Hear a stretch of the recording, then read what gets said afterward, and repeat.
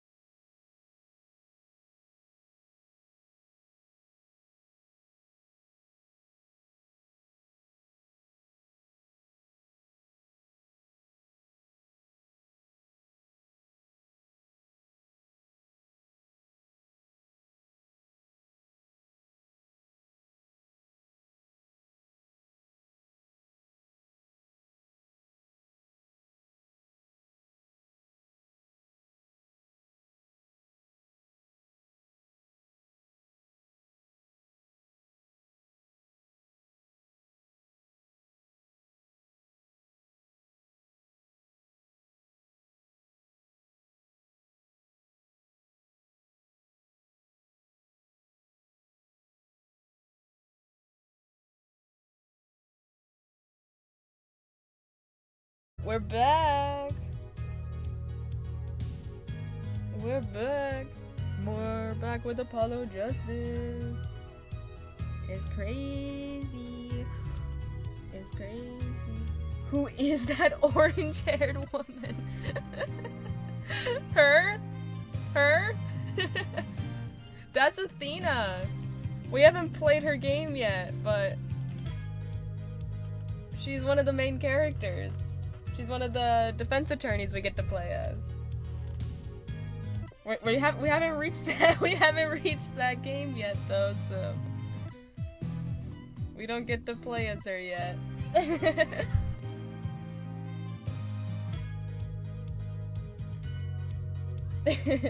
They finally made a female MC. It only took getting to the 5th main game. The 5th mainline game. God bless feminism. Hello.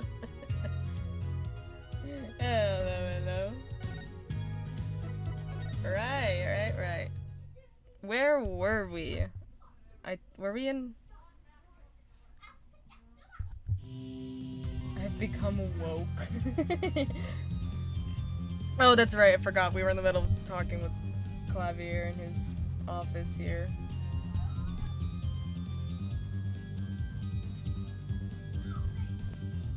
That device that was found in your guitar. Take a look at this. Ooh. I'm liberal agending all over the place. Why, that looks like the same thing. What is it?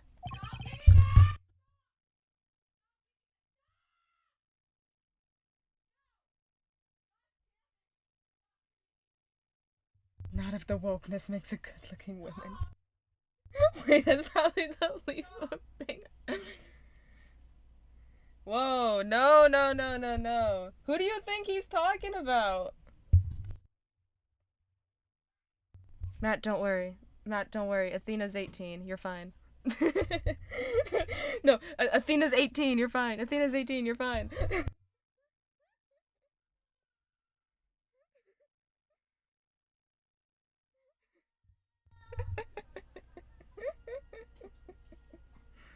It's an igniter. Another one? It was at the crime scene in Lamarwar's dressing room. Detective Sky found it, actually. At the scene of the crime? What could that mean, I wonder? I believe that covers everything I'm at liberty to talk to you about. Oh. Okay. Thanks for dropping by, Hair Forehead. Thanks? Why, you gave me so much information. That igniter, for instance. Bro, I was straight to Google. Athena, age, now. If she's a... she's a main character lawyer, she's gonna be an adult. Oh, that. I've never met an attorney so forthcoming with the prosecution. It's a big help. Or perhaps you're just a tad naive, The lawyers aren't known for their accurate ages in this guy. Yeah, but the main characters are, okay? Okay? I'm not talking about the prosecutors and they're becoming lawyers at 13 and 17 and all that.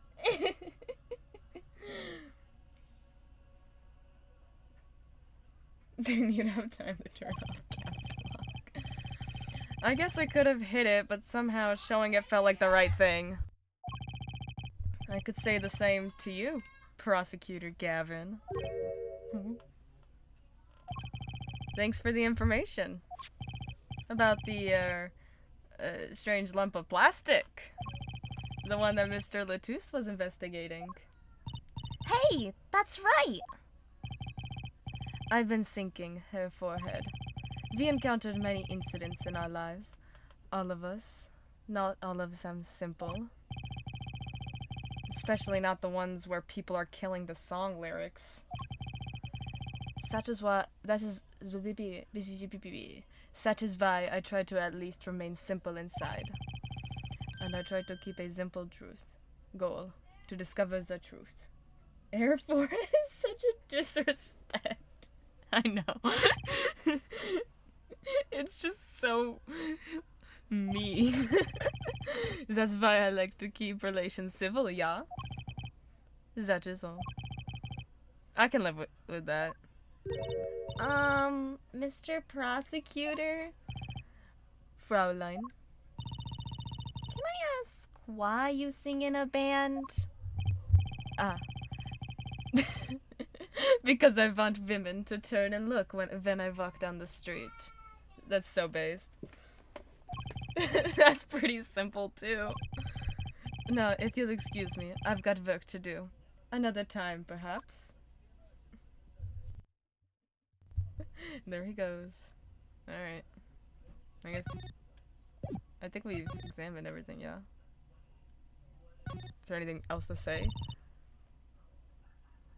I would say relatable, but they kinda already do. Guess I'm just that cool. Why the sudden silence, Trucy? Oh, I'm sorry. It's nothing, really. I was just wondering, wouldn't it be cool if that replica just happened to vanish? Yeah, it'd be awesome. You should do it. The young magician at work again. Though a simple disappearance would kind of lack punch. What if it hatched into a dove? Or a person dressed like a dove? There she goes. Alright. Sunshine Coliseum.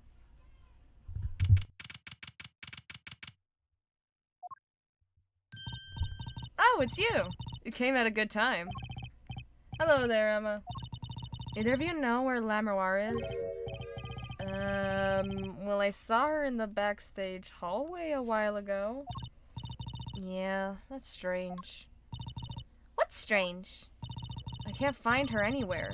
I was supposed to bring her to the prosecutor's office. Lamroir is missing? It's hard to imagine her wandering off somewhere on her own. She's blind, right? Yes. Being that she's blind and all. Yeah, we'll help you look for her. Great, thanks. Alright, let's go look for her. She here? This place is deserted. I wonder where Lamroir went off to.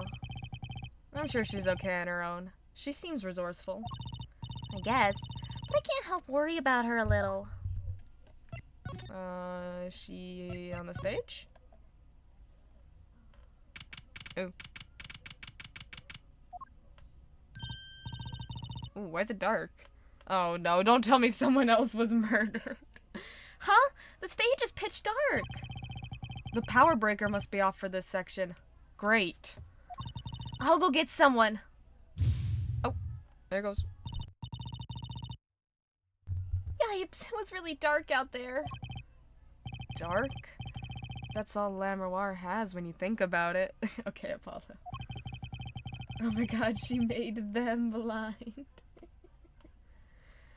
What would it be like to live in a world of darkness? Hey, Apollo, you're being really creepy right now. Huh? What? Doesn't something about the stage seem different to you? Like, something's changed? Oh, why does it keep changing? Changed? I can't put my finger on it, but it's bugging me. Now it's bugging me too. What's she talking about? There's a purple heart floating across the screen. That's what happens when you put when you put emotes in chat. When you put emotes in chat, they go flying across the screen. I don't remember that being on stage last time. That's so true. Let's get it. You got it. You nailed it. Let's get it. Now it's bugging me too. What's she talking about? I don't know. Gosh, I'm so smart. Hey, that case.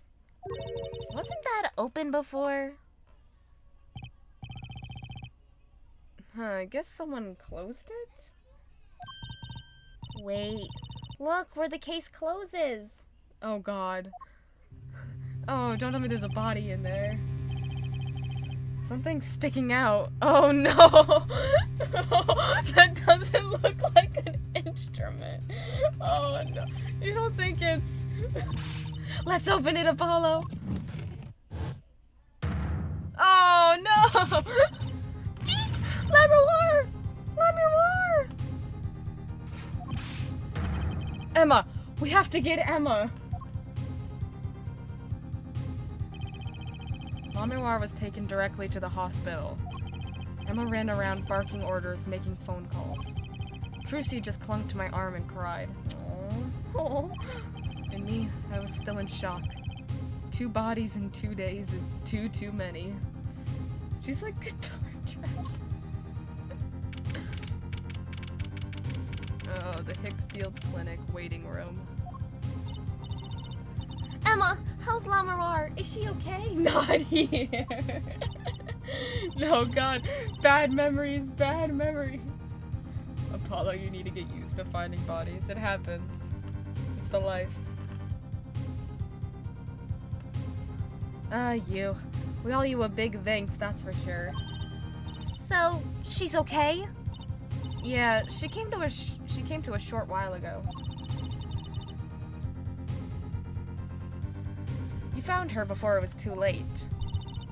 That's good to hear. So what happened? Someone attacked her. She was struck on the forehead. By who? We don't know. But they hit her on the forehead, right? That's right in front of her. How could she not see? Oh.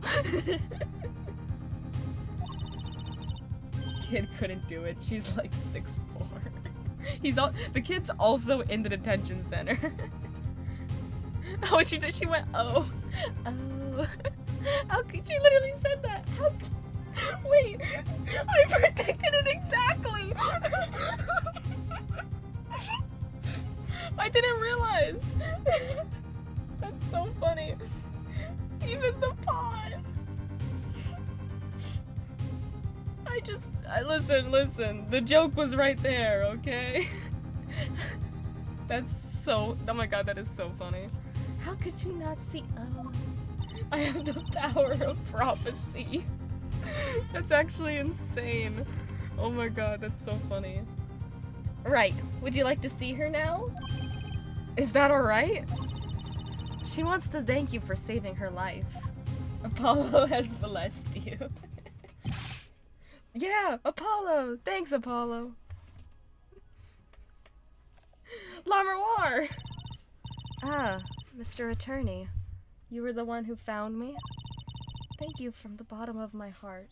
Oh, Apollo! Like the guy from the game. Whoa! All the pieces are making sense. They're all clicking together. Thank you from the bottom of my heart. I'm just glad you're okay. They can't have two victims. It's not the third trial. Tell me, what happened?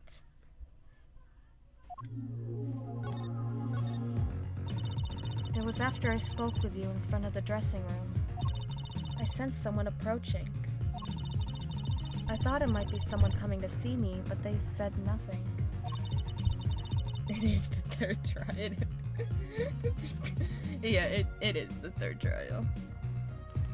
When I went to return to my dressing room... You were hit? I knew. That very moment I knew. The assailant was trying to kill me. No! It was lucky for me that the first blow did not knock me out. I turned and ran for the stage. Someone was chasing me. I could hear footsteps. Yet I reached the stage first. Why the stage? I had overheard maintenance people talking. The power to the stage area was off, they said, for electrical work.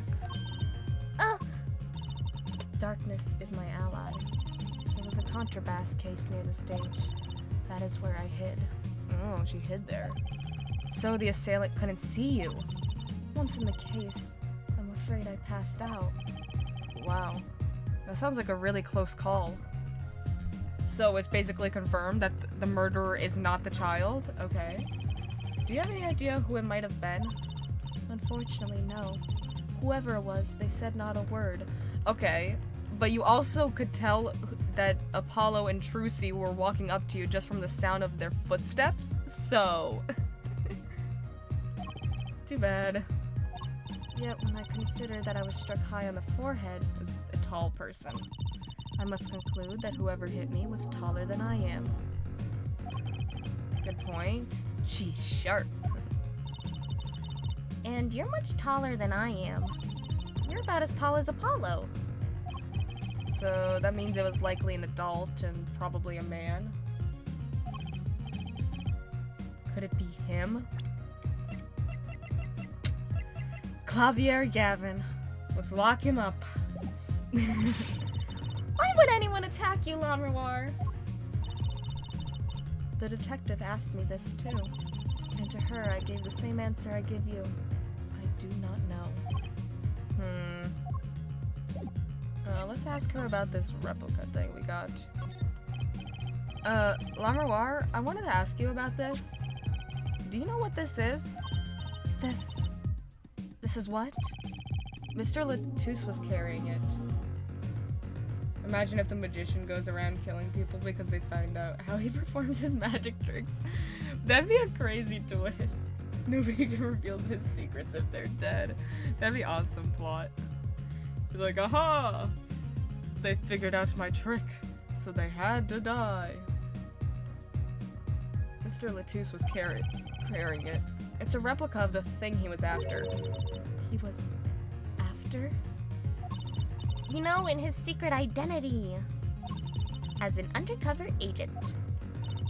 So that's what he was doing. You mean, you know what? Yes, I know, of course. This must be a Borginian cocoon. Okay. Or rather, a convincing replica thereof. Why haven't I heard of a Borginian cocoon before? Why would he be carrying this around? Was it some kind of souvenir? I wonder.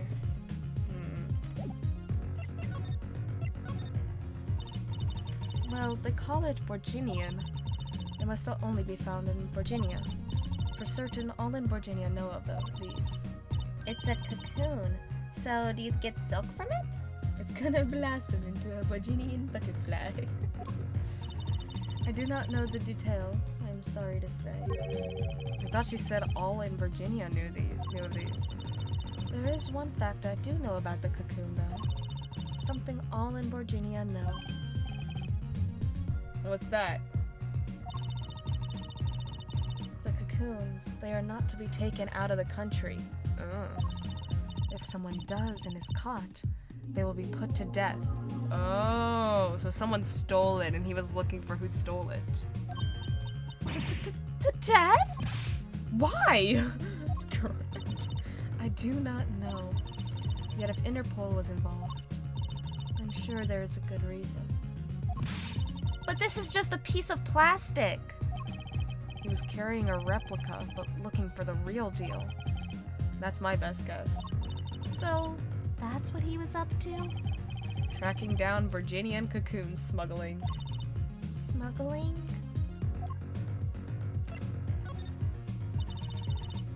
It seems I was marked. Marked? Life changed for me with the popularity of my songs. Oh, did he think she did it? Is that why he was with her? I began to travel around the world. Ah, so you could have brought those Virginian cocoons with you. On my trips. I'm just gonna watch for a little bit. You good? You good, homie? On my trips, yes, that was probably the suspicion. Sorry guys, no hilarious quips. What are we gonna do without you? And Mr. Latouche was placed as an undercover agent to look into it. Virginia is a small, sheltered country. Not many of our people venture into the world outside. Is that why they suspected you? But Mr. Latouche wasn't a Virginian, was he? He was an Interpol agent, which means... What, Apollo? There must be some reason why Virginia doesn't want those cocoons getting out. Something scary enough to get Interpol involved. Huh? Like what? How could such a tiny ball of thread cause such a commotion? Cocoon smuggling. And Mr. Latouche had La Memoire marked. It couldn't be her. Huh? There's one other person I need to talk to. Machi? Thank you for talking to us, La Memoire. It was the least I could do.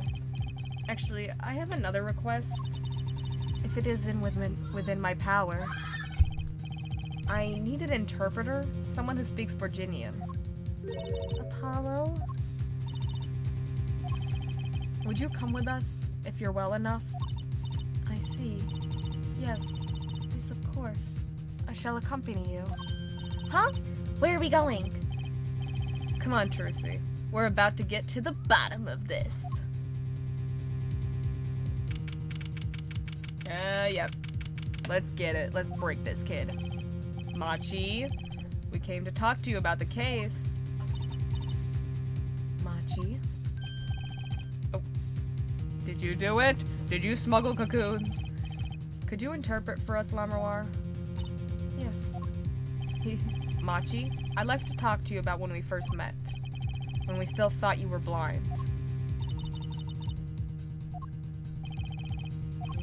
Now we know the truth. You can see, right? I was completely fooled myself. Machi, isn't there another secret you're hiding from us? If only I was like Mr. Wright and had a Magatama, then we could break your heart. Wait, Mr. Attorney. What do you mean by secret? Oh, he was totally him, wasn't it? What do I mean by secret? Well... Take that!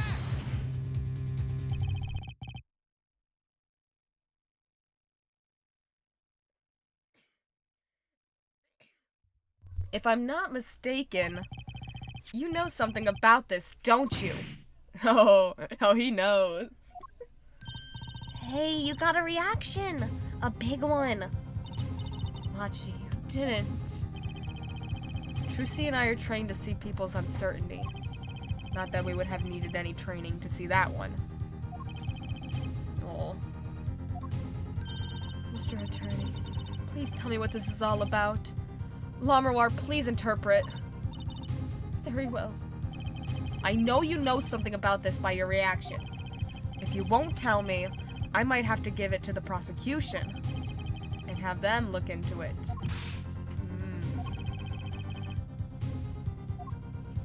He asked you to wait. Do not be so hasty. Machi? Do you know everything? Yeah, everything. Well, sort of. Have him tell us about it. Very well. The cocoon. What is this cocoon anyway? The cocoon, the silk, is a potent cure. A cure? It must cure some disease. It's a cure for...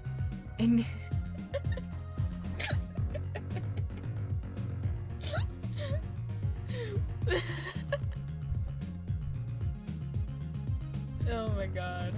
It's a cure for incuritis. Wow, crazy. It sounds like there should be no cure for that. A cure for incuritis? A replica of a cocoon from which a remedy for incuritis may be extracted. But if it's a cure, why keep it in Virginia like that?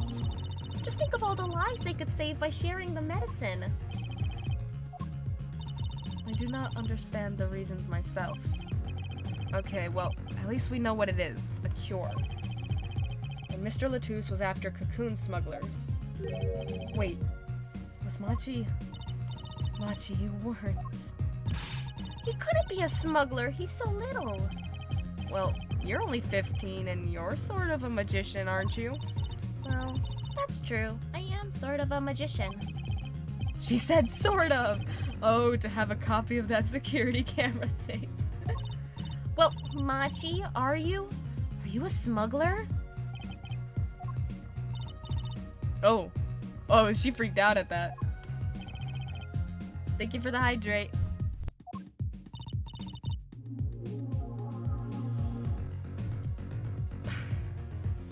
He won't tell me. First he plays blind, now he plays dumb.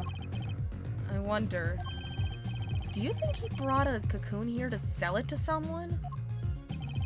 If Machi really did bring one into the country, was he planning on making a deal for its sale? Ooh. I can't go home. Can't go home? I can't go home to Virginia. I do not want to go home. The penalty for taking a cocoon from Virginia is death. That's right. It's punishable by death. Oh. About the case. What about the case? He wants to tell us about Mr. Latouche's death? This meeting's over. Whoa, who said that?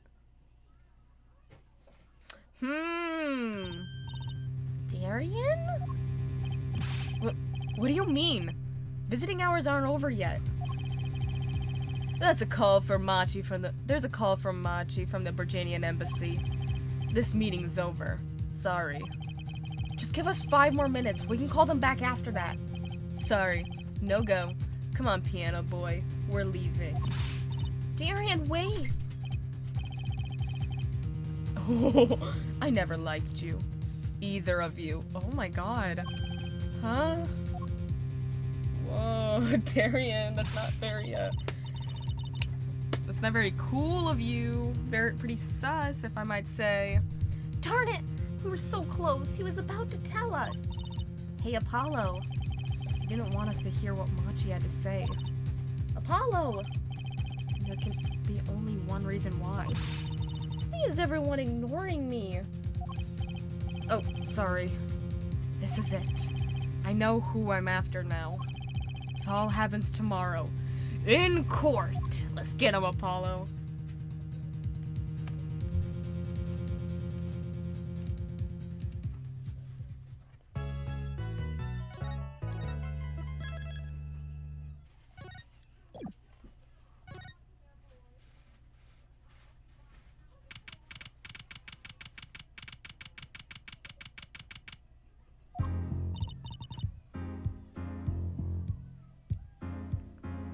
Well, this is it. Today's the day it all goes down. And then there was yesterday. This meeting's over. Sorry. Just give us 5 more minutes. We can call them back after that. Sorry. No go. Come on, piano boy. We're leaving. Darian, wait. I never liked you. Either of you. Huh? Darn it! We were so close. He was about to tell us. Hey, Apollo. He didn't want us to hear what Machi had to say. And I think I know why. Time to bring down a little justice. Whoa! What was that? He is heard but unseen. Who's that talking? Is it the magician? Okay. Valiant Gremory! I exclaimed as he walked in through the door. Normally. You aren't the witness today, are you, Uncle Valent? A preposterous proposition. How could I stand to stand upon the stand? Why, my secrets would be free for the plucking. I might even have to sign autographs. That is why I intend to remain hidden for the entire day. Ooh, with vanishing magic? Indeed. I will jump upon an express train and express myself to the next town over. But before I go, a word of warning. Warning? What? A grand Gremory glamour resides at the root of all that has happened. Do not forget this truth. A glamour? A spell, a sorcery, a great illusion. Miss Trucy, though it pains me to part so, I need to get in line for a ticket. Nope. And there he goes. He sure seemed happy about that illusion thing. Oh, big illusions are the bread and butter of a magician. You can't pull off a show without one. The big illusion is always a spectacle to remember. Usually it involves cutting up things like people or elephants, or the Eiffel Tower. Anything, really. So he was talking about what we saw at the concert? Lammerwar's disappearing act. And Prosecutor Gavin's exploding guitar. Wonder what he meant by it being at the root of all that has happened. Well, it's about time. Shall we go? Let's go. Excuse me, sir. Yeah? The scheduled starting time for the trial has been changed. Weird. Okay. The trial will not be commencing until 10:30 a.m. Sorry for the inconvenience. Why? Why is it delayed by 30 minutes? Huh? Did something happen? This is a first. It was by the judge's request. Some urgent personal business. Great. I bet he stayed up too late last night watching courtroom dramas. Apparently he's visiting the hospital again. Oh. The hospital? I believe it was mentioned that the Chief Justice's son is unwell. Apparently his condition worsened considerably this morning. The Chief Justice's son? Oh, that's right. Remember yesterday morning, the judge said he had to go to visit him after the trial. Oh, so that wasn't just... So that's relevant to the plot then, I'm guessing. There's an article about it in the newspaper. Oh, incuritis! Oh. You care to read about it yourself? A Chief Justice's son who is inflicted with incuritis. Incuritis? Disease strikes closer to home than ever before. Incuritis syndrome, first case in country. Interesting. Where have I heard that before? I'll let you read that article for us, Apollo. I never learned how to read. Just leave the TV guide page to me. Try not to lose the page with the funnies if you can.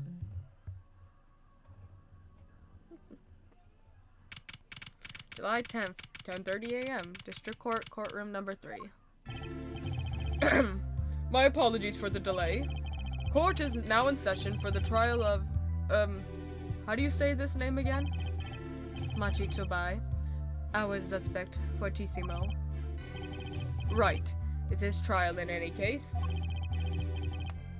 The defense is prepared, Your Honor. Is the prosecution...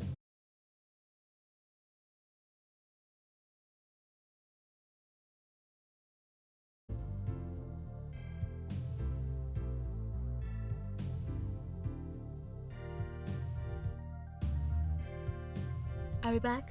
Are we back? Are we back? Are we back? Are we back? Are we back? Are we back? Are we back? I don't know what happened. It just said disconnected. I was like, what happened? I was like, it was like stream is reconnecting. I'm like, oh no, no. Okay, I think we're good. I might have just been a little hiccup with the internet. Damn storm. Alright, I think we're back. I don't know. Did any of this get cut off? No, it wasn't Streamlabs, it's the internet.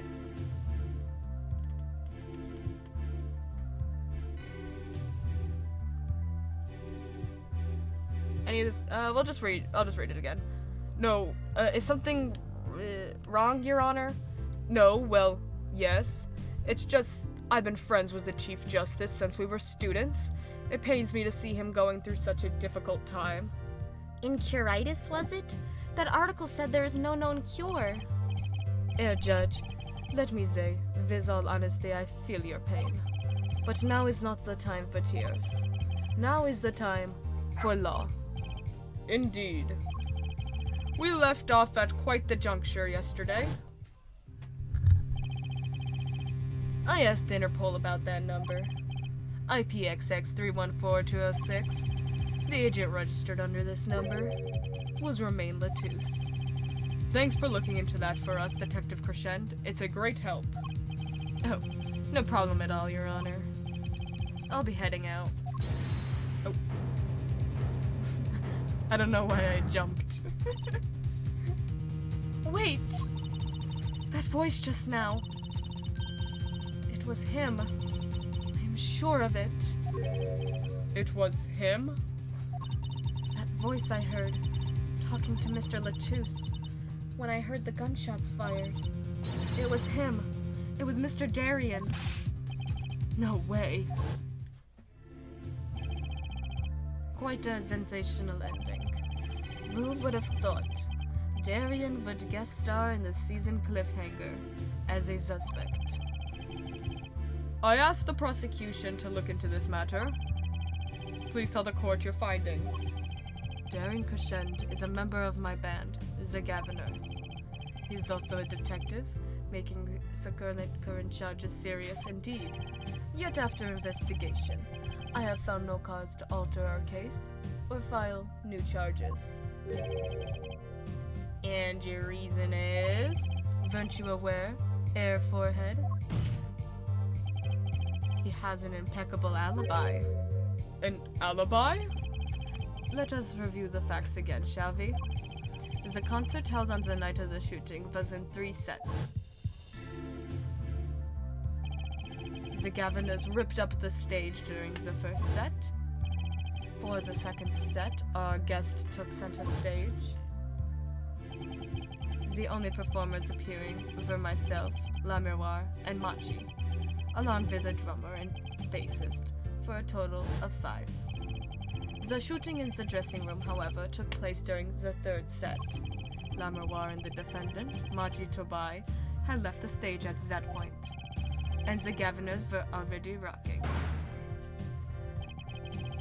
This is when 2 shots rang out at the scene of the crime. Shots heard by Detective Emma Sky, mind you. And Apollo. You heard them too, right? I sure did. Furthermore, Lammerwar herself witnessed the moment of the crime. Well, perhaps I should say, she heard the moment of the crime. Then she claims to have heard Mr. Latouste and Detective Crescend talking. But that's impossible. Detective Crescend was...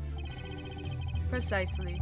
Detective Crescend was on stage getting his groove on, no less.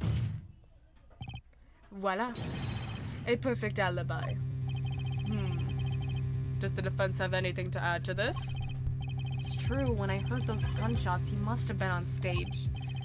Still, there's something here that doesn't quite add up. It appears the defense has no objections. I believe we can safely say that Darian Crescend's alibi has been acknowledged. Which means that Lammerwar was sadly mistaken. Her testimony cannot be true. Very well. Of course, if we disregard her testimony, then I see no evidence keeping us from declaring a verdict. If indeed there are no objections. Uh-oh, Apollo. If he declares a verdict now... Ugh, but Prosecutor Gavin's case is airtight. Lammerwar might have been lying to protect Machi. How can I rely on her testimony? Wait, what about yesterday in the detention center? About the case? What about the case? He wants to tell us about Mr. Latouse's death? This meeting's over. Darian? Machi was trying to tell us something, I know it. Maybe the best thing to do is ask him, under oath, where famously no one has ever lied before. Very well. The court finds the defendant, what was his name again? Objection! Oh. Your Honor! No, that wasn't it. It was something like Marquis or Mr. Justice? No one lies under oath. It has never happened. Your Honor, before you declare a verdict, I would like to call another witness. Exactly who else do you need to hear from? A witness who, until now, has not been given a chance to speak in this court. Because he doesn't speak English. You don't mean. I do. The defense calls defendant Machi Tobai to the stand. What? But he doesn't speak English, so he's not allowed to defend himself. Well, he's an interpreter. Interpreter? I'm afraid you'll have to look elsewhere. You speak... What? What is his name, but I don't know. I really don't know. I think it's a music thing. There's like a lot of music-y puns in this. What do you mean? And what do you mean? You literally speak their language. You were able to translate before. And also we have Lammerwar. She can translate. But like, you know the language. You translated. What? Oh, okay. I guess, you know what? Fair enough. Having the prosecutor interpret for the defendant is not a good idea. But I know. And I guess that's fair. He only speaks a few phrases. Whatever. But still. We have a translator. We have Lammerwar.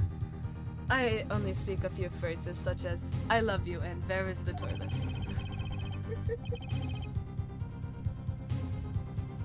So he said, yeah, I totally did it. Wow, that's crazy. The defense would like to request Lammerwar as the interpreter. Lammerwar? But there's a possibility she's protecting the defendant. Okay. But she'd be interpreting for the defendant. Why would she lie? This is most unusual. Is there really... They can't really get anyone? They can't get like a third party to interpret for him? Does no one speak this language? Bravo, Air Forehead. Air Judge, the prosecution agrees with the defense's request. Yeah, like, where is his boy an interpreter? It's not fair to freaking trial him, and they can't even understand his side of the story. If Lamroir lies, I'll be able to tell. Even my limited knowledge of the language should be good enough for that. Well, if both prosecution and defense are for this, I see little cause for refusal. Then Lada runs in and screams, I can speak this language. Finally, some progress. Bailiff, please show the defendant and Lamroir to the witness stand.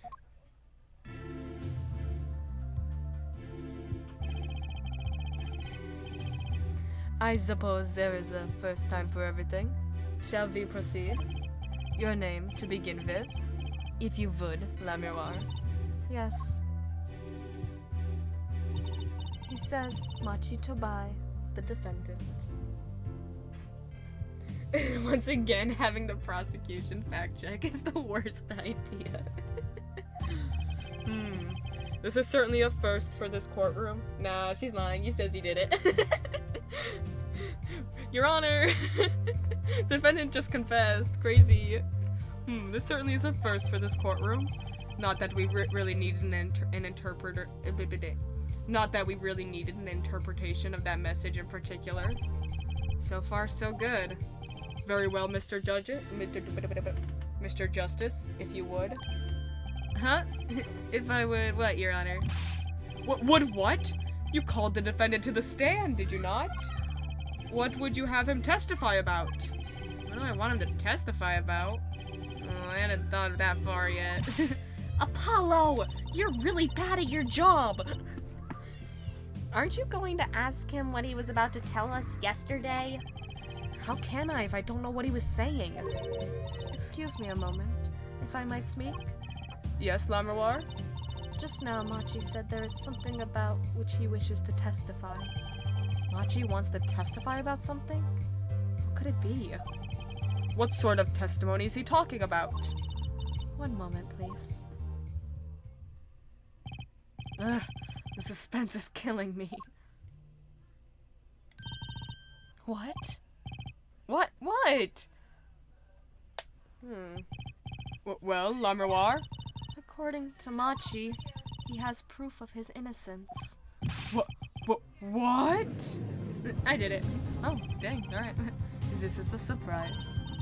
Yahoo! Victory, Apollo! We did it! This is sounding too good to believe. And I know what that usually means. Well, if that's true, then this is vital testimony. Lamroir, I mean Machi, please testify to the court.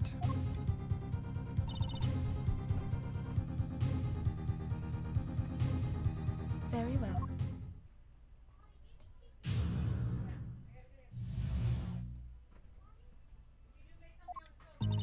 He says that word of Mr. Latusse's death came as a great shock.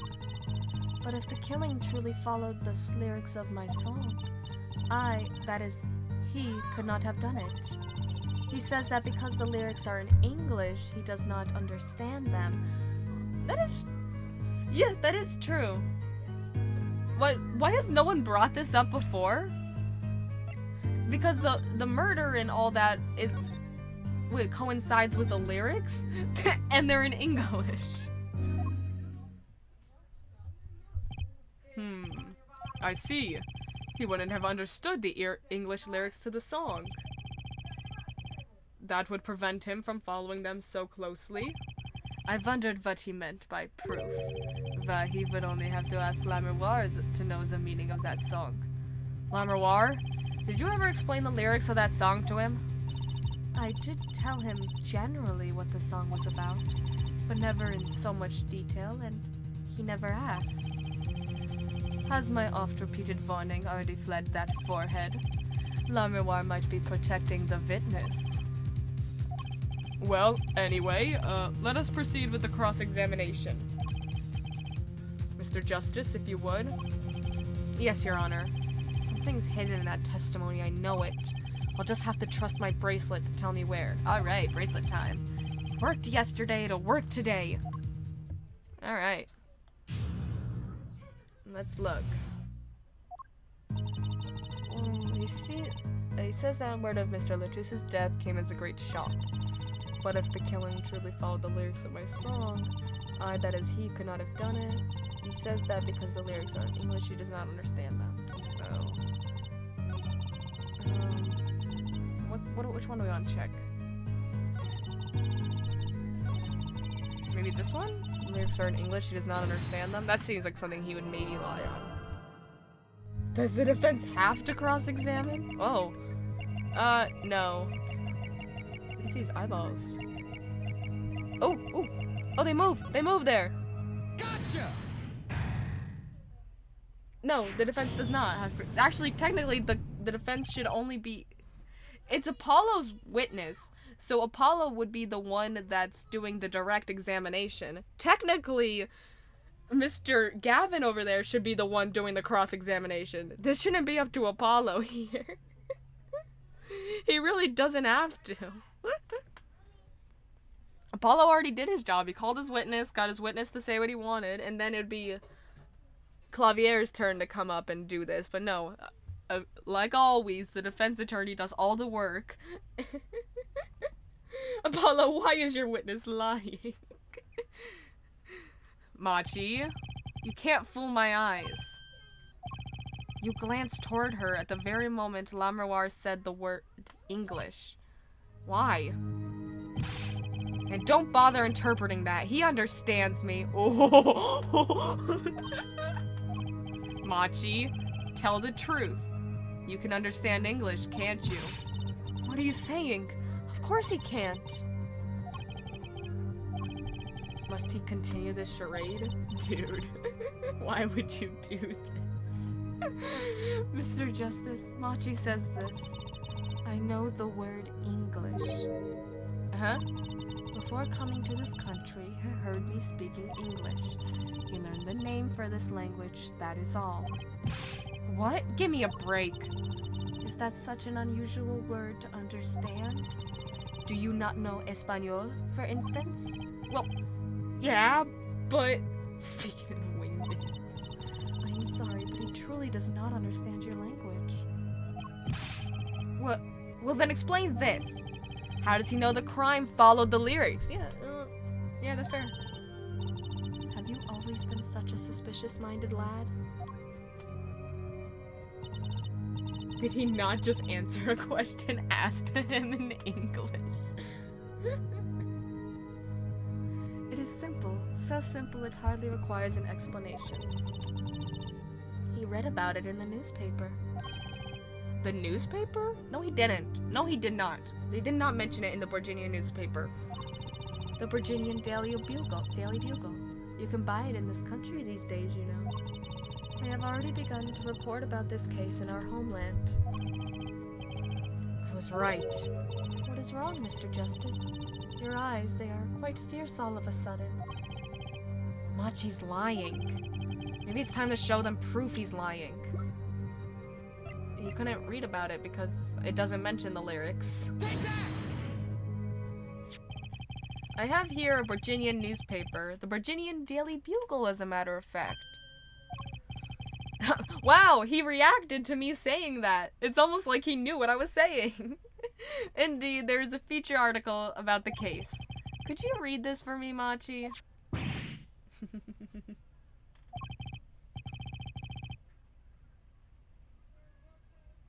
That's right. It doesn't mention the lyrics. What? What is this all about? I'm sorry, Machi. You couldn't have read about the lyrics in a Virginian newspaper.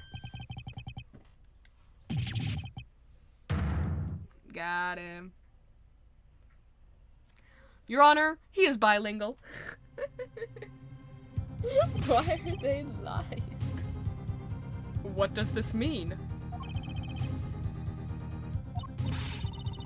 But I don't see how it is possible. I know. He must have heard the lyrics when the police were doing their questioning. Yes. Not possible. The subject of the lyrics was not brought up in police questioning. I read the full report myself. So the lyrics weren't in the newspaper, and the police didn't mention them. All of a sudden, Machi is Interpol too, and it's all a setup. The only place you could have heard them was in this courtroom.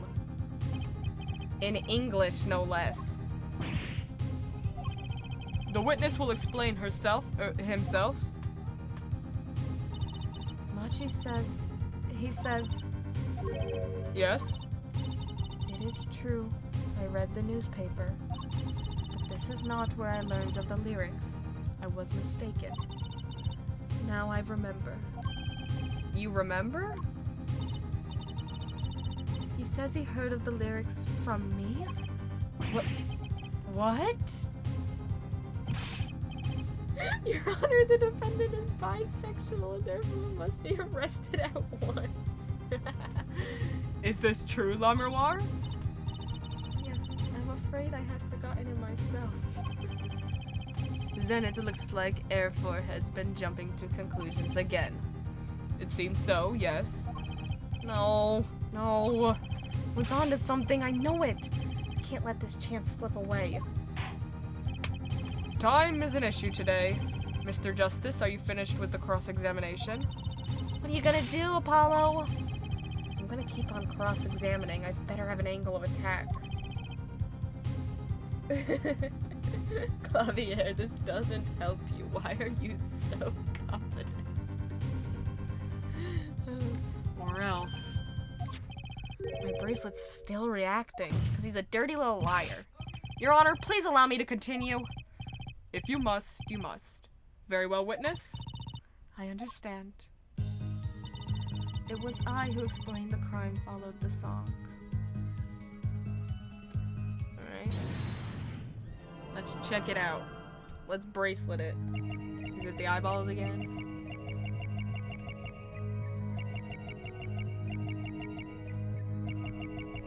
Come on. Oh. Maybe La Miroir? Her little thing was her neck. Oh, yeah. Oh, it totally... I missed it. It was the very beginning of the sentence. Yeah, she does like the gulping thing. Gotcha!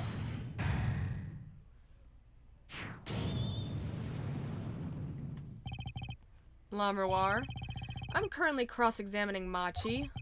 Why should you be uncertain? Me? Uncertain?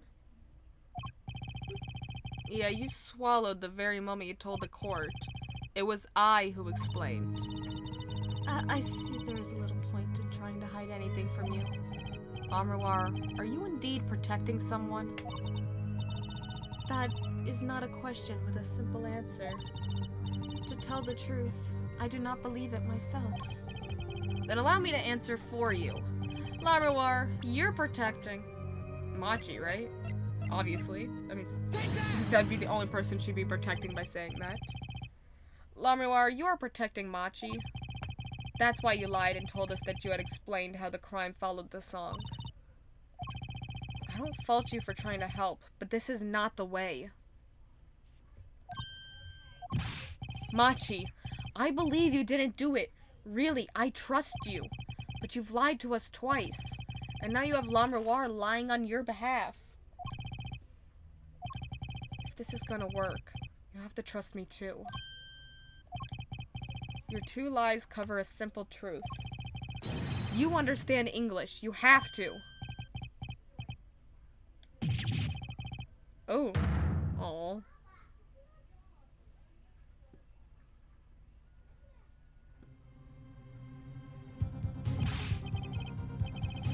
Witness, is this true? Do you understand English? Yes, a little only. What? First he could see, now he can talk. And you did not know about this, La Miroir? No, I did not. It is quite a surprise. How many secrets is this witness holding? This is last. Machi, could you tell us what really happened? No shooting. I did no shooting. So you weren't in the dressing room when I heard those 2 gunshots, correct? Oh, he was. He totally was. Apparently, the answer to that question isn't simple either. I was in dressing room, behind desk, manager, he on floor. To be after the shooting, right? Then there is voice. Voice? Or voices? Was it you and Emma, Apollo? He got a Hermes haircut. So when Machi went into the dressing room, Mr. Latouche had already been shot. And then we came to the door. Panel high up. I take off. Run away. Run away. So it was you who escaped through the air vent. As the prosecution has upheld all along, no less, the defendant has admitted to being at the scene. Might we take this as a confession? Objection! No! He's clearly denied that he did it! I know shooting! Manager on floor. Already on floor. Objection! The victim had already been shot, you say? I find that hard to believe. The defendant understood the song lyrics. He was at the scene of the crime. This can only mean one thing. He is the shooter. Does the defendant have anything to say about to this? Ooh, I know what he lied. Ooh. He's clammed up, Apollo. Because he was the one with the cocoon, so he's gonna get put to death if he's found out. Oh, 100%. Then let's ask Mr. Justice. Will you require any further testimony from the witness? Is that it? Is there nothing else I can get him to testify about? Wait. Well, of course there is. What is this cocoon anyway? The cocoon? The silk is a potent cure. A cure? Well, Machi, are you a smuggler?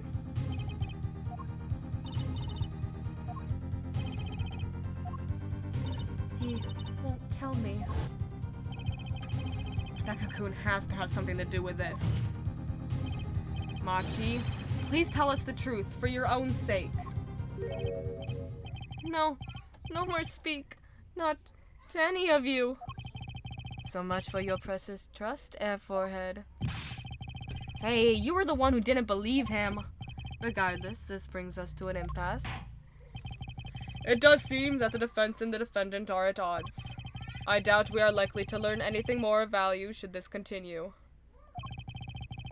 I see no other course but to declare a 5-minute recess. The defense will work things out with the defendant so that we might proceed.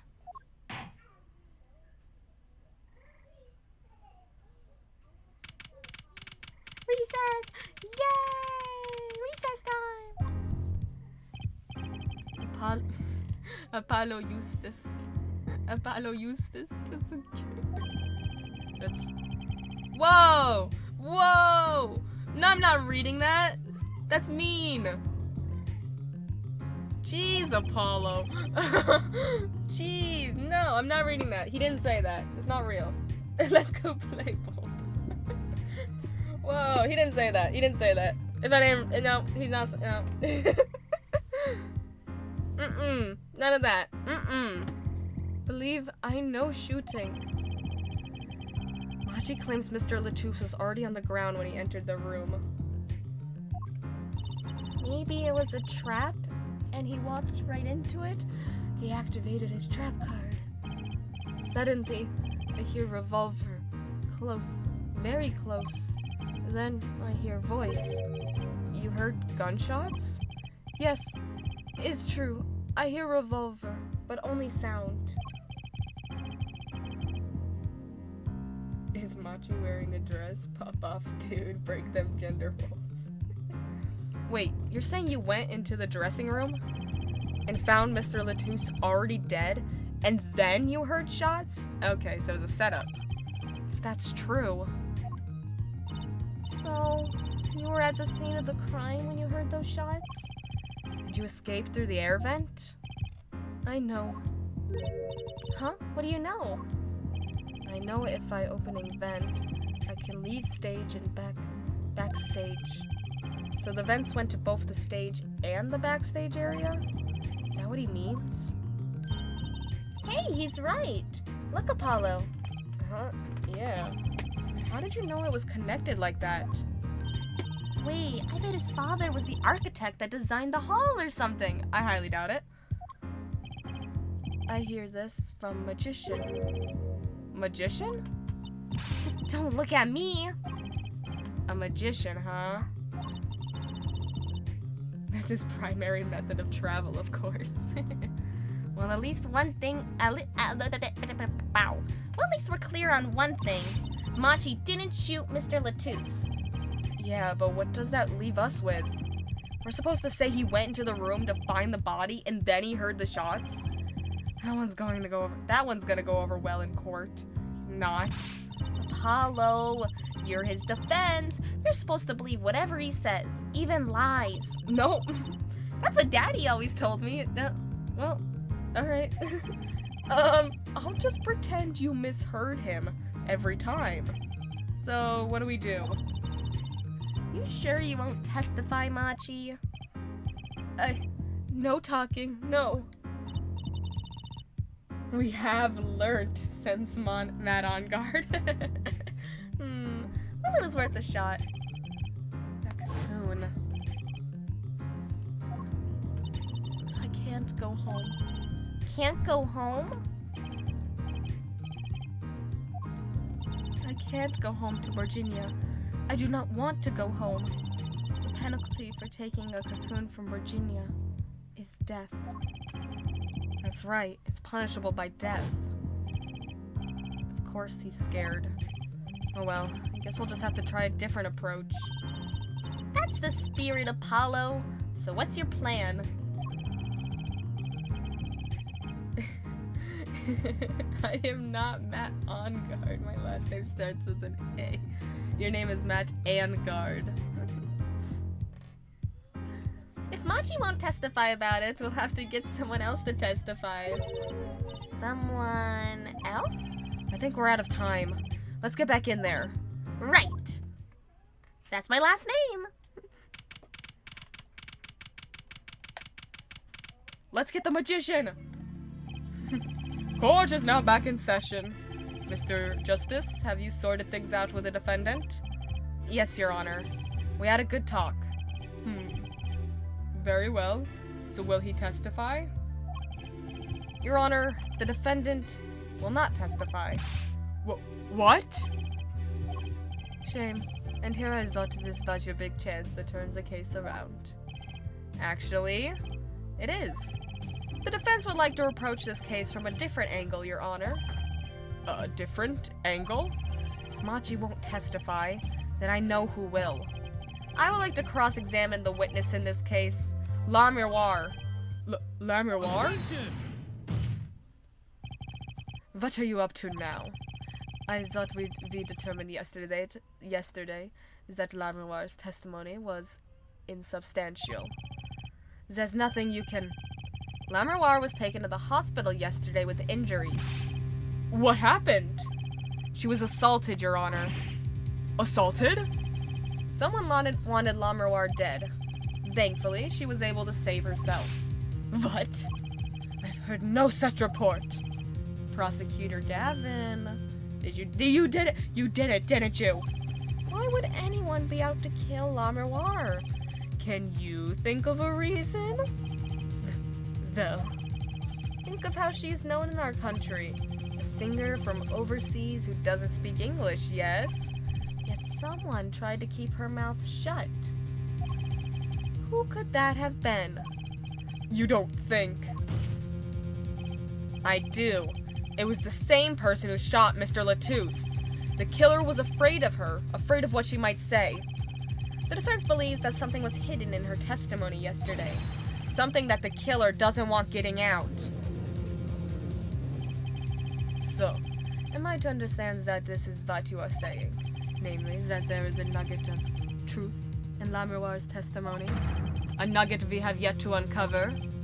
Exactly. If La Miroir was attacked, this has serious implications. Very well. There were some vague points in her testimony during yesterday's trial. Perhaps we did not inquire as deeply as we might have into some. The court will hear Lamroir's testimony once more.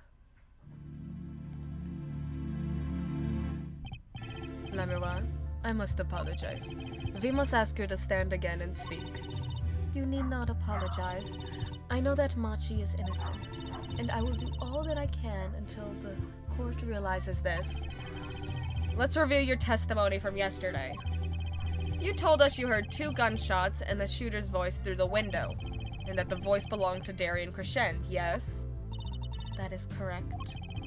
At which point I proved she could not be correct. She couldn't have heard any of those things. The small window at the scene was closed and was found to be quite soundproof. You have nothing to say to that, Mr. Justice? I don't know exactly what yet, but I do know there's something there. There is, it seems, much you do not know. And yet it is my duty to hear him out. Perhaps the witness would be so kind as to testify once more to the court. Of course, Your Honor.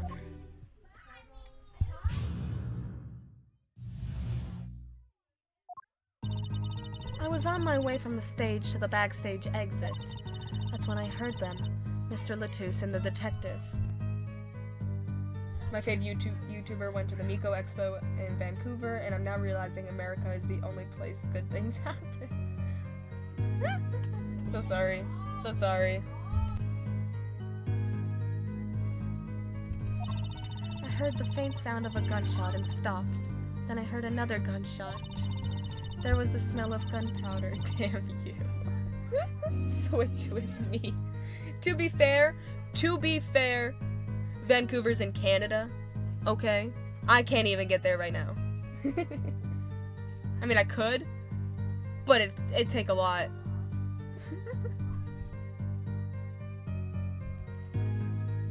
There was the smell. Yeah, Canada's in North America, true.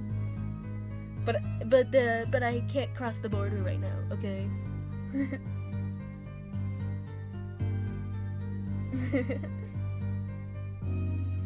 There was the smell of gunpowder. I knew I must tell someone, but it was closer to me, yes. I do live close, but can't get there. So sorry.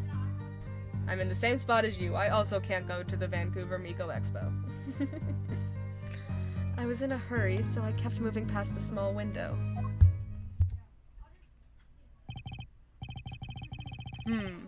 Pretty much the same as yesterday's testimony. I am sorry. I'm not used to speaking much in this language. Perhaps my descriptions are lacking in some way. Yet, everything I have said here is the truth. Then it is my distinct displeasure to say this. What you have said to have happened is impossible. Do I have to repeat myself? Lamroir was attacked because of this testimony.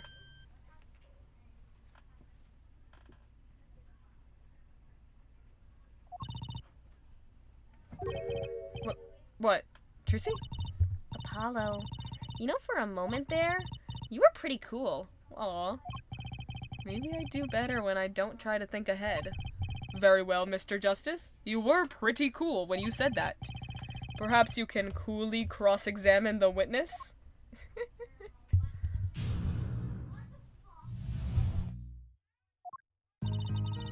I was on my way from the stage to the backstage. That's when I heard them was from the detective. It was Emma! Oh, she did it! Darian Crescend, not Emma Skye, right? The other detective? I did not know his name at the time, but yes, it was him. The one who took the stand yesterday. Judge Matt, he isn't as cool as Apollo. Oh. Hello? Uh-oh.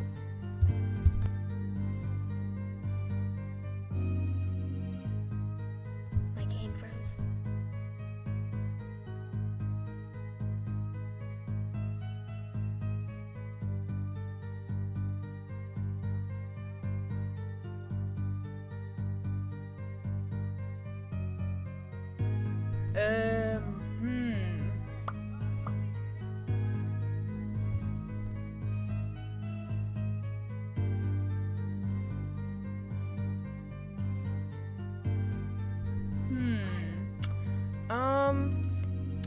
So...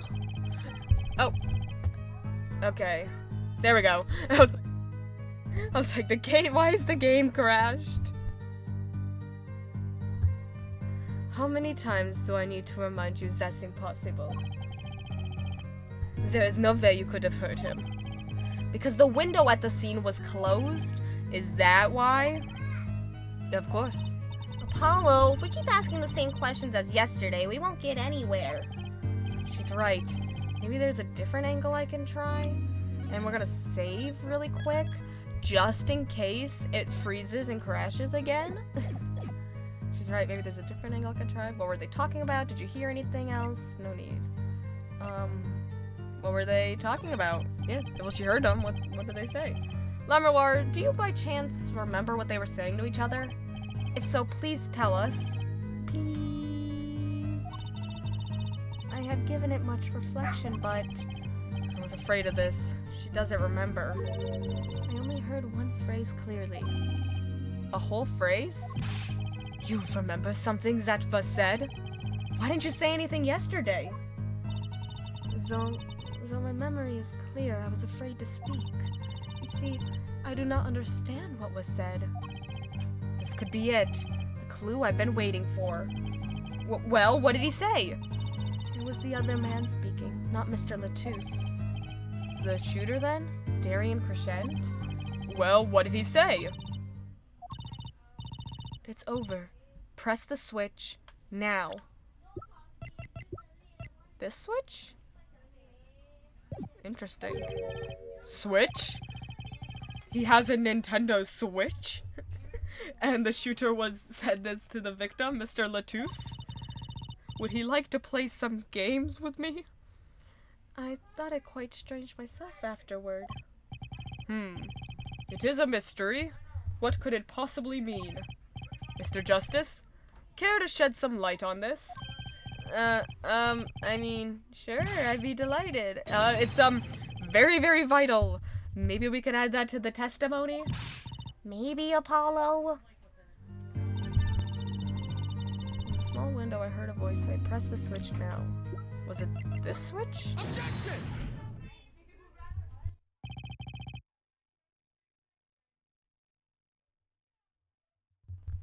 Press the switch?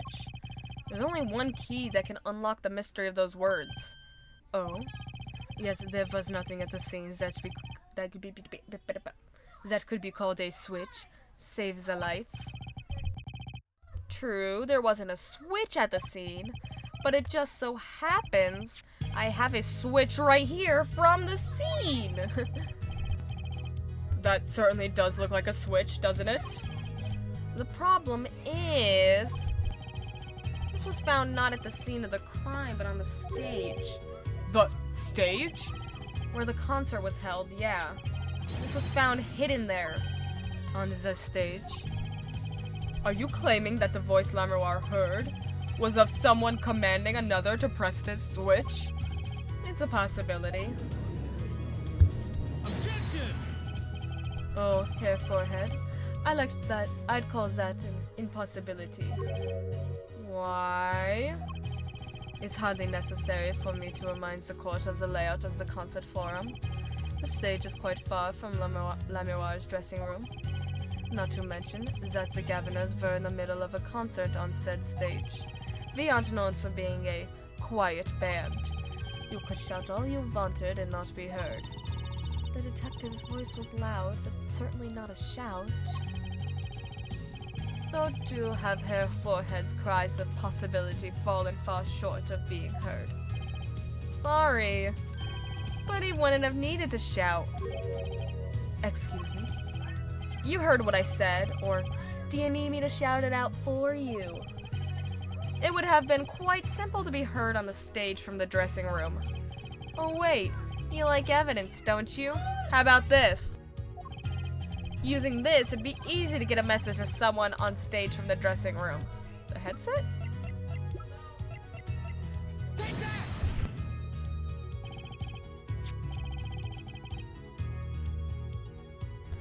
Prosecutor Gavin, perhaps you're familiar with this? Why that's... What? What is it? Is that some kind of a newfangled phone they invented while I wasn't looking? Oh my god.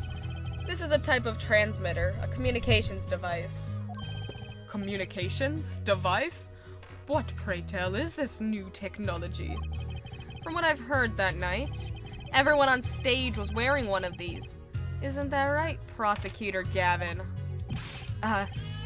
Yes, actually. They're for members of... they're for talking between band members. One sec, y'all. Brother gotta brush his teeth, and that means 20 minutes of scrolling through TikTok. Go brush your teeth, man. Go brush your teeth. We all had fun on.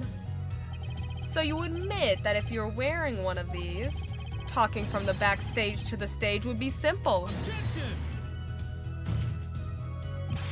True, but wait. They'll send out an electronic signal. To avoid interference with the audio systems, their range is quite limited. Lamuar said it was about 30 feet, right? Look at this cross-section diagram of the concert forum. Exactly. The walk from the stage to the backstage seems far, but the direct distance is less than 30 feet. That can't be. So when Lamuar heard the shooter's voice, he could have been talking to someone on stage.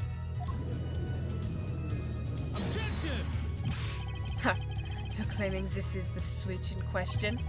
Why did it have to be on the stage at that time? It could be placed in a pocket and carried anywhere.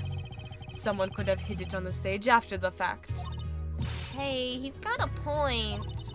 How do we know where it was when she heard the voice? When the shooter said, press the switch. Well, I guess we don't.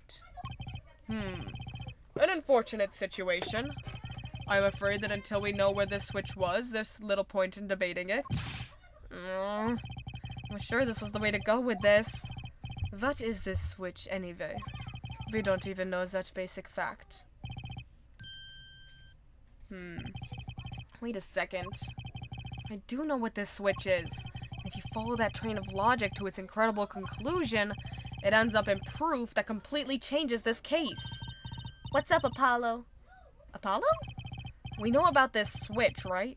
We know what it is? Yeah, It's the one that did the igniter, right?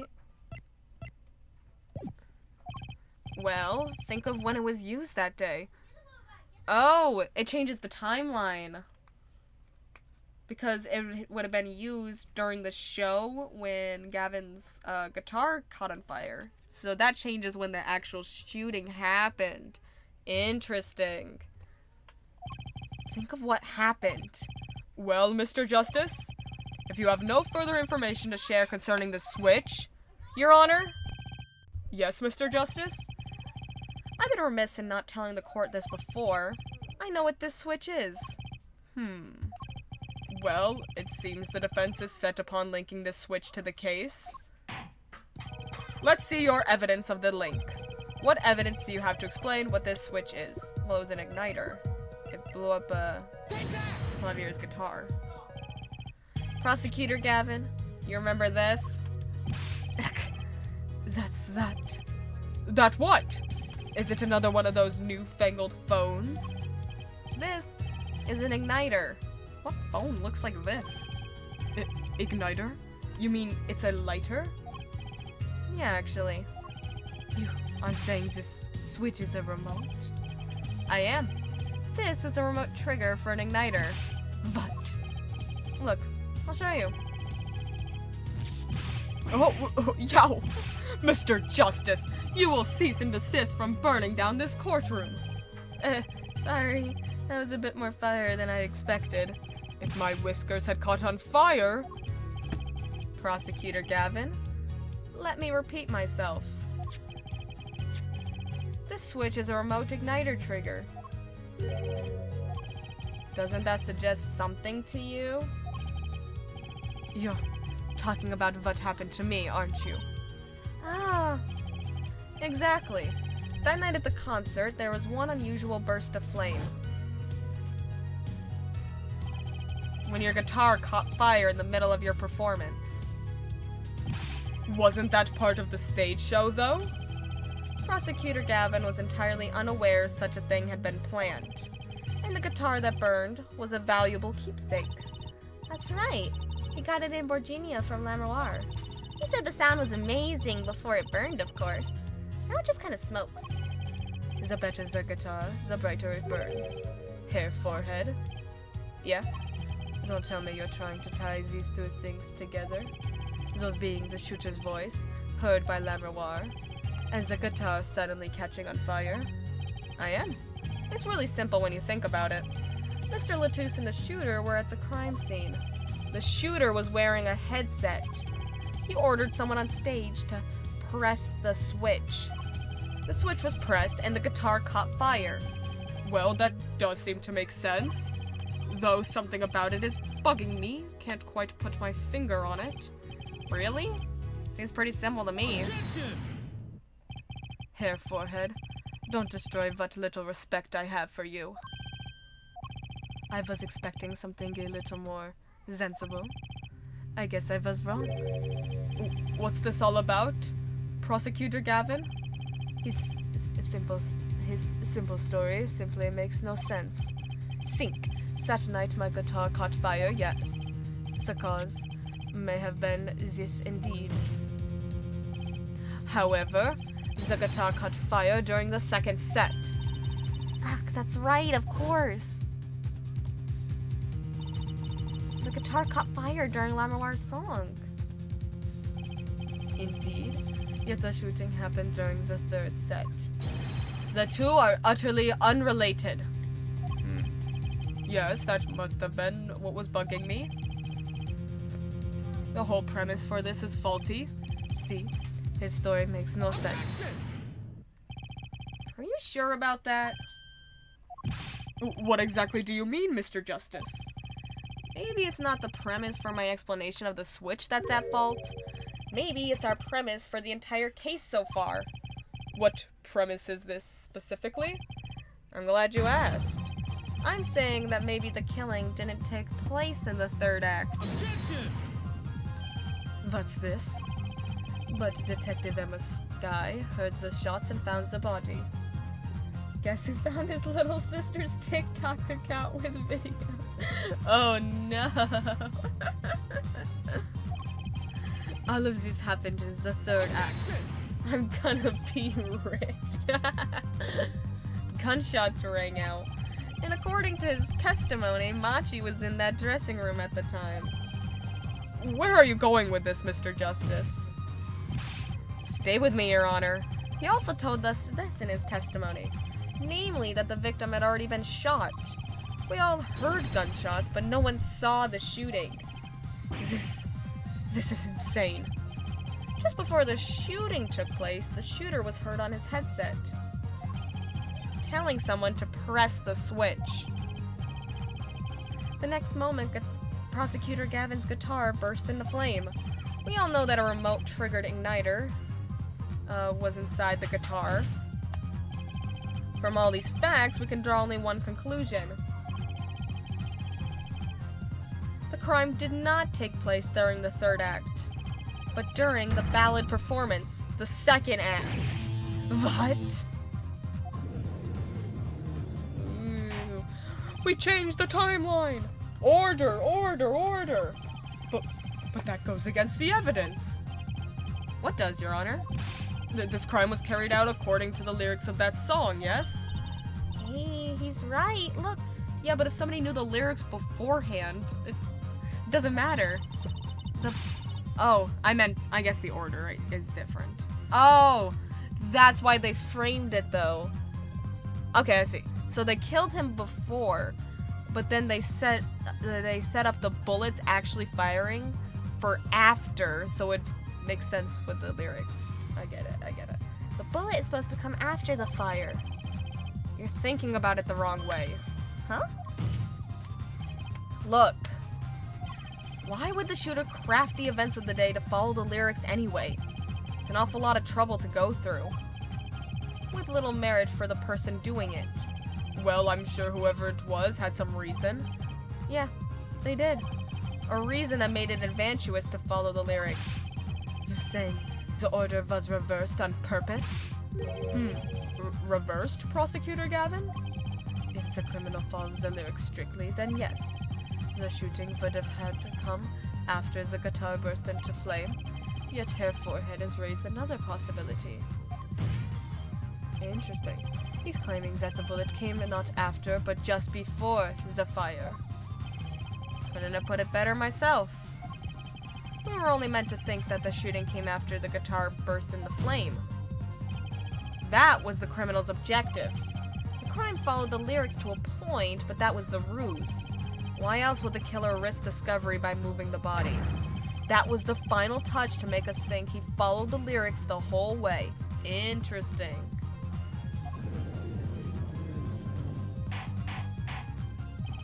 Order, order, order! That would explain this most unusual situation. It does. The killer changed the order of events to create himself an alibi. Don't look so cocky, Clavier. You dress like a drunk man and your hands don't follow the rules of perspective. In other words, the killer was someone who had an alibi for the third set, but not the second. Interesting. Objection! I was hoping it wouldn't come to this, but sadly it has. Let me tell you why your little fairy tale makes no sense at all. Oh, it sounds good, I'll give you that. You've given us a reason why the killer bothered following the lyrics of my song, but I question your logic.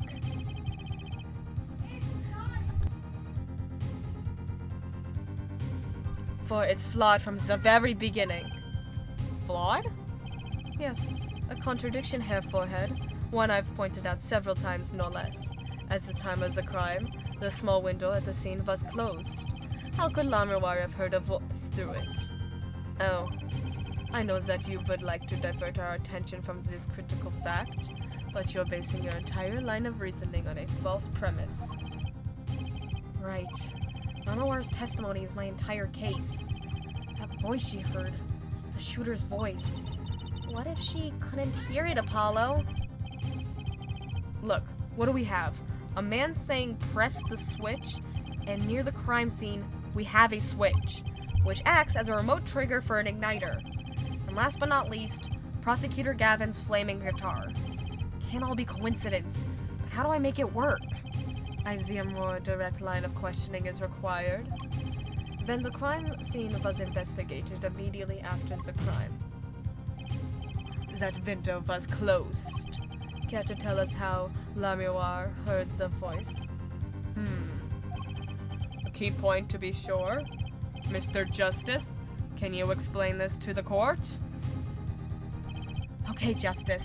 We've got one thing to prove and one thing only.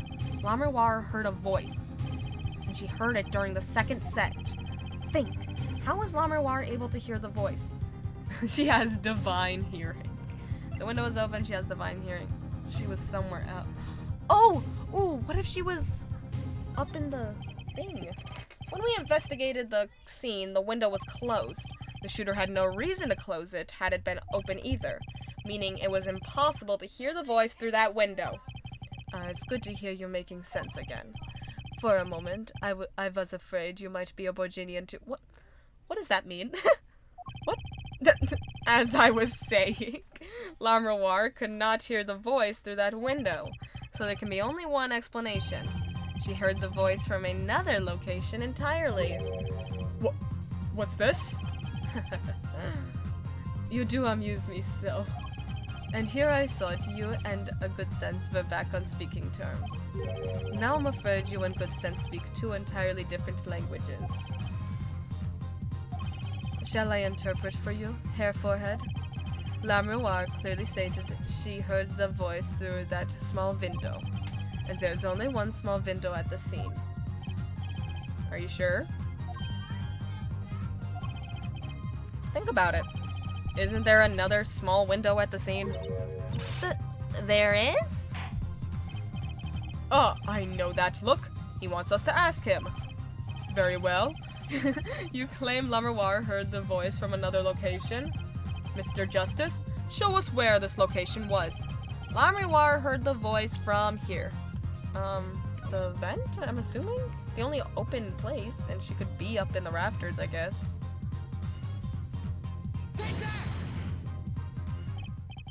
This is where Lammerwar heard that voice from. But that's no small window. That's the air vent. What did she tell us? She said she's a Virginian, unfamiliar with our language. It's not a stretch to imagine she called this air vent a small window, especially since she's also blind, so she wouldn't exactly know what it is either. Now you've done it. You've gone beyond ridiculous into ludicrous. So, Lammerwar was up in the ventilation system listening to this man's voice. It's the only logical explanation, yeah. Logical? I do not think this word means what you think it means, hair forehead. Okay. What about it isn't logical? Ha! It hardly merits saying. Why would Lammerwar be in the ventilation system? Hiding like a rat. No offense intended to her, of course. The explanation for that is simple, Prosecutor Gavin. I think we just need to unmask a little magic trick. Isn't it, Lammerwar? No, the magic trick! You've been listening to our discussion here, yeah? Yes. I admit it's had me quite confused since yesterday. Yes, the small window was closed, but why should that mean I could not hear through it?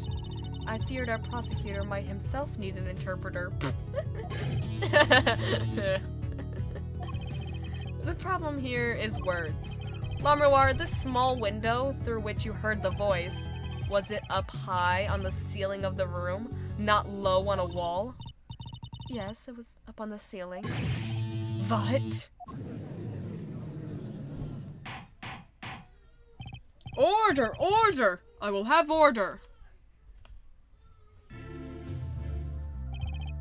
Witness, you will clarify this statement to the court. Are you in fact saying that you were up above the ceiling of the room? And that's where you heard the moment of the crime?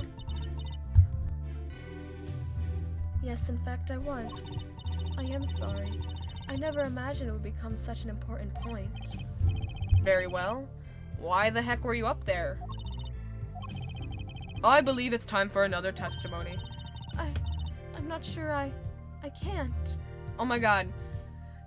Your, pianist friend is going to be blamed for murder, lady. You can reveal a magician's magic trick. I know that's where that's going. It's the magician's magic trick. She was crawling there. She was crawling from the stage to where the lift thing she goes in the video. May I remind you, this is a murder trial. We will hear your testimony. Tell us what you witnessed from the crime from above the ceiling of that room. Please.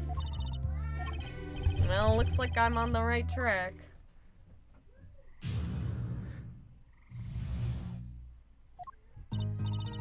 Yes, I was above the ceiling when I heard the voice. I heard there was a small window there before. It was in the middle of my performance.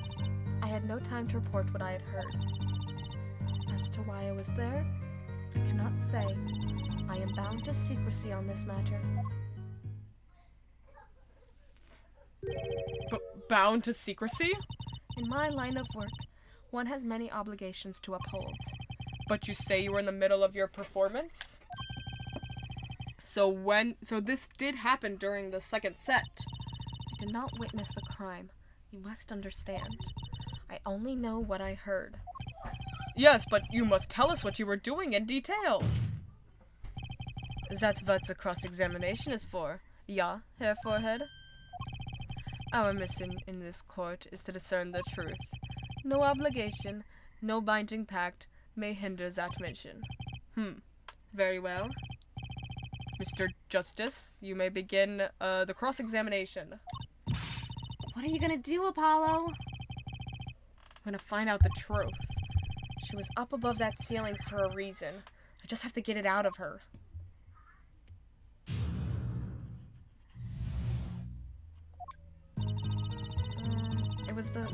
It's the magic trick. I got you. It was the magic trick.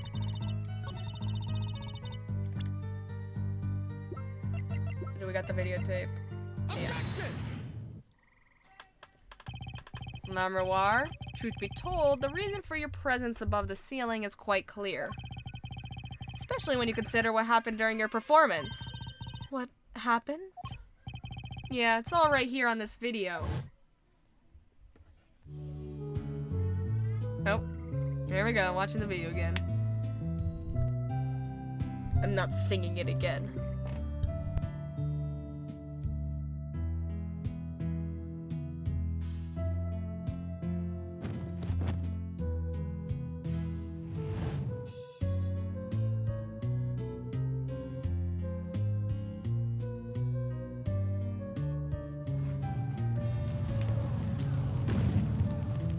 Games like these need to stick to 2D.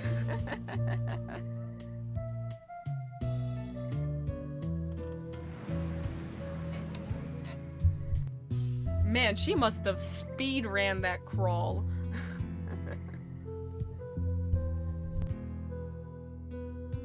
Clavier's dead. I love this sequence.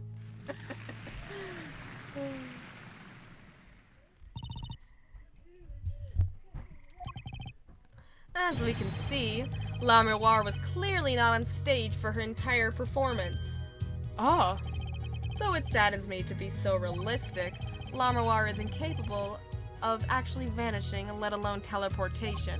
What? I am? It looks so goofy, it does. So the only explanation is that she was hidden from view, and during that time she moved to the back of the forum. Apollo, stop it! Stop doing this, Apollo! You're destroying magic! What, Trucy? It's not nice to reveal a magician's secrets, and it's against the rules. But I'm a lawyer, I'm not supposed to be nice. This is all very fascinating. But how is it possible? There is only 20 seconds between when she disappears and reappears. She couldn't have moved that fast. Oh, he knows. Is something wrong, Prosecutor Gavin? This was his concert, his show. He knows the trick. He knows how the illusion was performed. Aha! He's just realizing his own oversight. Let's look at the cross-section diagram again. Here, we can trace a route through the ceiling. It goes from the stage, through the backstage, to the rear of the forum. Recall Lamroir's testimony from yesterday. I was on my way from the stage to the backstage exit. There was something like a little window there. That's how I saw it. She went from the stage to the backstage exit. A perfect description of this route above the ceiling. Lamroir knew of this because of her part in the illusion. She wasn't the only one who knew. But just now in the lobby, Machi told me something. I know if I open a vent, I can leave stage and backstage. He said that? Oh, were you not informed, Prosecutor Gavin? I knew about the Vanishing Act, of course, yet I had no idea of the route that would be used. Why didn't that magician tell me? Magicians only reveal details of their acts on a need-to-know basis. They're the bread and butter of a magician's life, you know. Which is why he bound Lamroir to secrecy. Well, Lamroir? I am impressed, Mr. Attorney. Machi was right about you. So, what does this mean? Are you saying you used this route above the ceiling? I did. Well, that's that, but I'm still a little confused. Why is that, Your Honor? As I said before...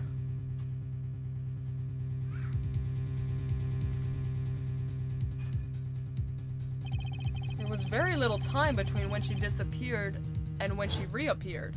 That is true. 20 seconds tops. How could she do it so fast?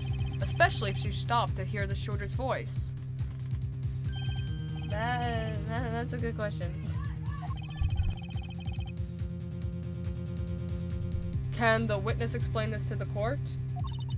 She high-key looks like a psychic type trainer. She does, yeah. I cannot. Very well, Mr. Justice. There's a slide. Yeah? It's all up to you. Do your thing. What thing, Your Honor? You need to explain how La Miroir was able to teleport like she did. Or I'm throwing your case out with the bathwater. Oh. Why do I get picked on? It's La Miroir who isn't going along with the program here. As I have stated before, I am not at liberty to speak of the illusion that night in detail. Then you'll just have to tell us what you can. We'll hear your testimony on this. Mr. Justice, it will be your job to wring the truth out of her. Okay. Yes, if you would, please. Alright. I feel like a student before finals. Good luck, Apollo.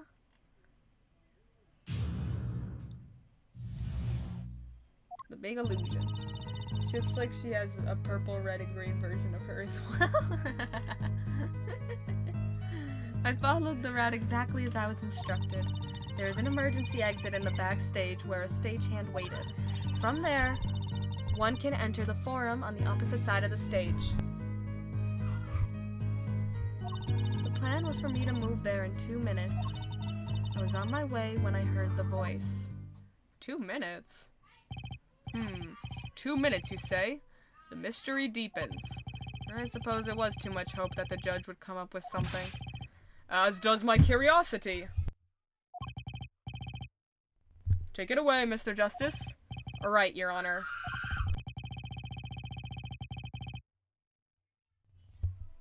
All I have to do is find the contradiction between what La Miroir is saying and what we can see plainly in the video. I figured it out already. I am a magician after all. Please, Trucy, just... You tell us. Well, tell me. Not a chance. Okay, then we're losing, okay? I'm gonna throw the case now. I can't reveal another magician's secrets. Come on. Hey, you're supposed to be on my side here.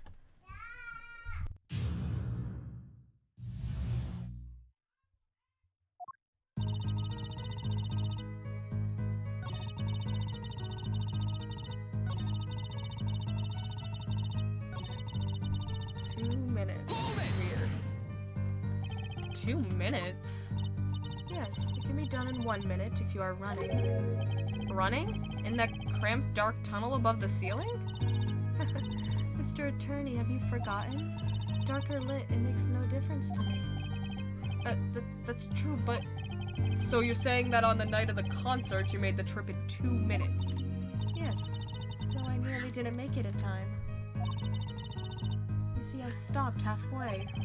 La Miroir disappears on the video for 20 seconds, but she says she made the trip in 2 minutes. How?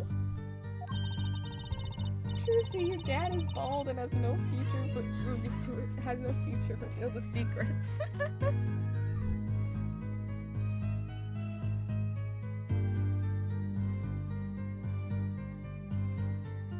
Be right back, gamers.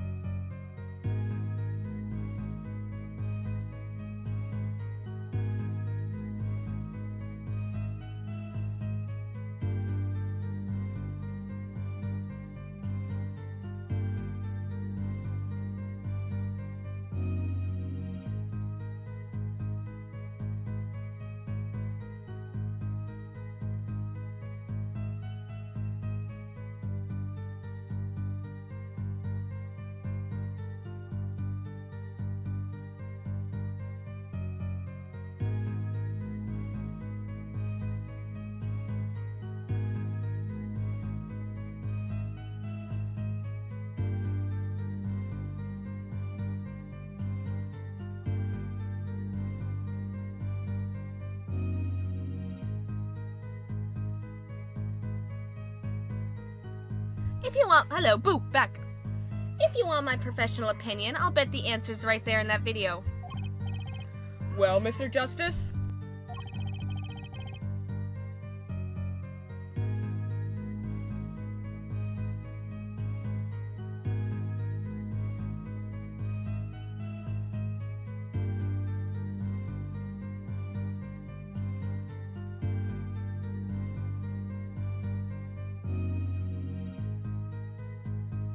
Hey, Scabby.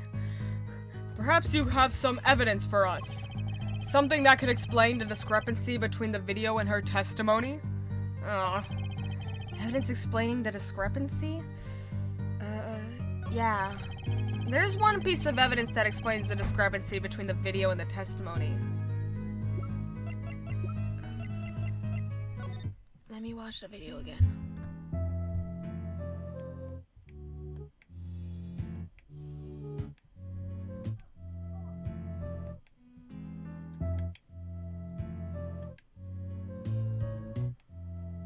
Oh, is it her brooch?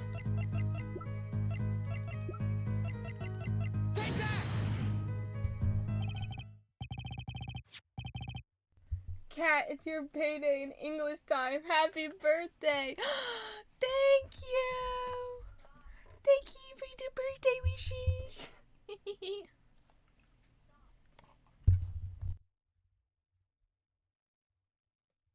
Yay! It's my British birthday! Lammerwar, do you happen to know, did you happen to remember this brooch? Aha! The brooch! We saw that yesterday, did we not? It was found at the scene, Your Honor. And you're bringing this up now, why? I thought we had already determined when that was dropped. So did I. But we hadn't. Take another look at the video. Oh, thank you for the gifted sub.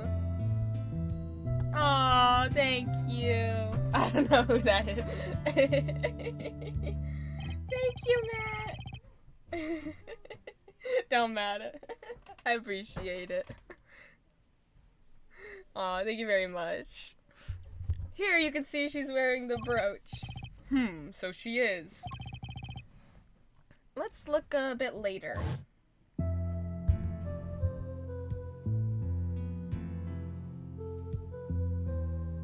Yeah, she's not wearing it there. What? The brooch! It's gone! What? Yeah. The brooch disappeared in the short space of 20 seconds. It takes a full minute to run from the stage to the backstage. Which means there can only be one explanation. What? They react like me. Well, the Lammerwar we see before the Vanishing Act and the Lammerwar we see after are two different people. Hey, thank you for the gifted. Oh, you gave a gift to Shumpy. Let's go. Yeah, thank you. Oh, it's all birthday cheers. Oh, thank you guys. I really appreciate it. I really appreciate hearts in the chat, I appreciate you guys. What? The brooch was found on the floor at the crime scene. And not just on the floor, but on the floor directly beneath the air vent. Lammerwar, tell me, did you drop the brooch on your way from the stage to the backstage at the very moment you witnessed the crime? Yes, I think I did. Order! Prosecutor Gavin! From your expression, I gather you had no idea this was the case here, Judge. I, of course, knew about it. What? Don't get me wrong, I wasn't hiding it. It just never occurred to me that the switch and the shooting took place at the same time. So, I was right? There was a switch? There was. Just before the stage's tower rose, Lammerwar was replaced. While we're on the subject, just who was this replacement Lammerwar? Why, the man behind the illusion, Valent Gramarye.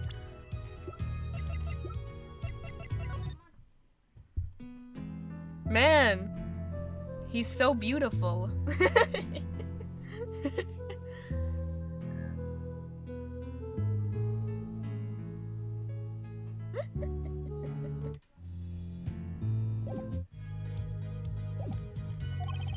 It was Gramarye? That's quite the illusion, but I still don't get one thing. Yes. The switch happened before the tower rose, correct? So you weren't on the stage. That's right. But this, fake Lammerwar is still singing. She's pretty good. That's true. I get the reference with the name. Grimoire, yeah. That's true.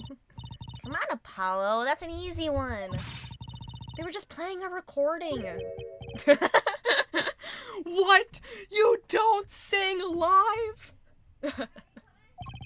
The governor's on some kind of air guitar band, Fraulein. Oh, you mean I'm wrong? When we play a show live, we play live. No recordings. Oh, dang. Alright. Good on you guys. Good on you. Perhaps you can explain La Memoire? Very well. Yes, do tell. And add it to your testimony. He's lying. I had to keep singing even while I moved. Okay.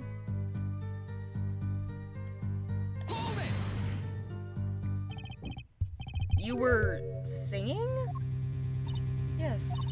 Mr. Gavin expressed the dislike for recordings, so I used this. Wait, so you were singing the whole time? Even when you were crawling above the ceiling toward the backstage? Why should it matter where I sing, when everywhere I go is the same darkness? Oh, but if you were singing while you were walking... That's right. Wouldn't the shooter and the victim have heard? She was singing right over their heads after all. That is right. Are you sure? You'd have to be pretty hard of hearing to miss someone singing in the ceiling. Once again, we come back to the state as the scene as a crime. What state? Huck, I know what he means. That old speaker, Apollo. She's really emoing out of this blind stuff. The speaker? The speaker was blaring at the time of the murder. That's for monitoring the stage from this room. Wait a minute, I have a theory. Go ahead. Monitoring? It pipes in a real-time feed from the stage microphones. Useful for knowing when your set is coming up. Satisfied? That dressing room was fitted with a large speaker playing a direct feed from the stage. At my request, actually. So Lammerwar singing in the ceiling? Sounded just like Lammerwar singing over the speaker? Ingenious! Her voice was hidden by her voice? Lammerwar? I just remembered something. Do tell! When I heard the noise, the gunshots, yes? It startled me, so I... So you... I stopped singing. Oh. I think the boy was blackmailed to smuggle the cocoon because, here's the thing is Lamb doesn't remember her past. I reckon he broke his house. No paper, no play. I stopped singing. What? But there was someone who caught on to who she was, and blackmailed the boy to give what she needed as a cure. Interesting. I forgot the words I was supposed to sing. The song stopped? Thankfully, it was the very beginning of the second verse, so not many would notice. Forehead? That mixing board I lent you. Where is it? The mixing, huh? The machine, Apollo, the one that breaks music into tracks. Oh, this? I've completely forgotten about it. Let's take a listen. Alright.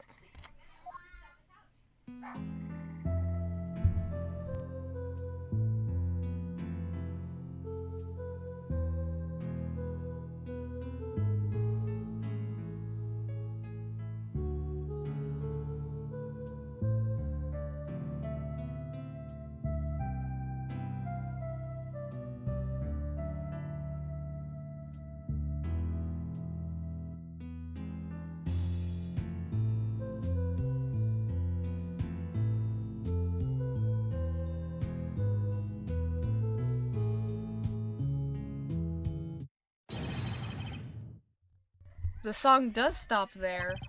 It does? I must have missed it. Look at the lyric sheet at the top of the second verse. Oh, she doesn't say the second one.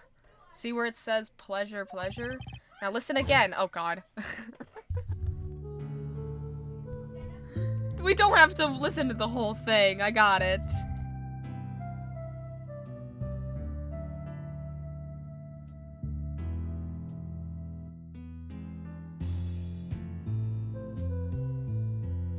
So she comes in for the second one.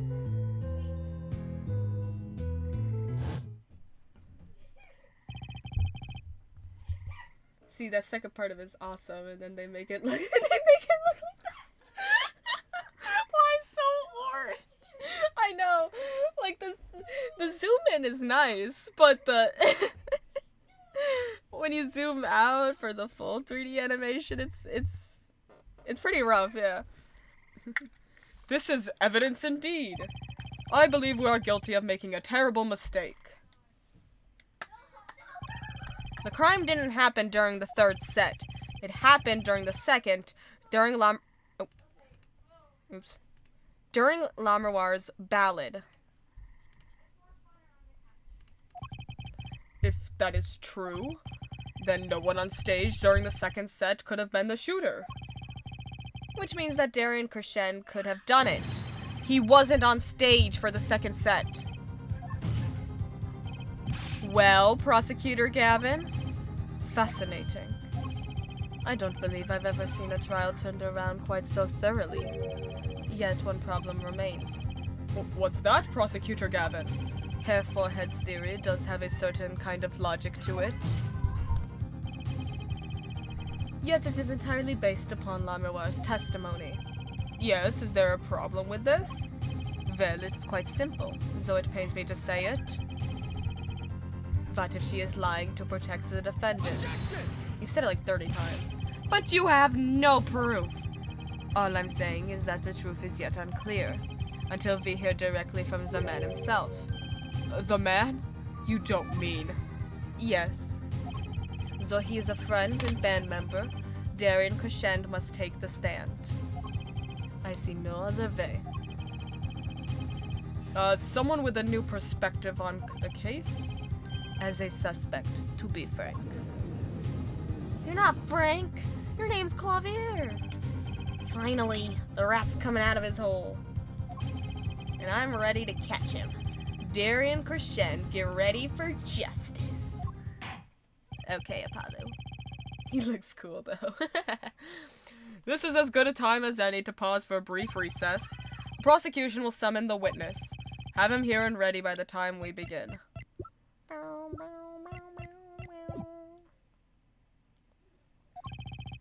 I'm the last man who needs to be reminded of what his duties are. Very well. Court is adjourned for a 15-minute recess.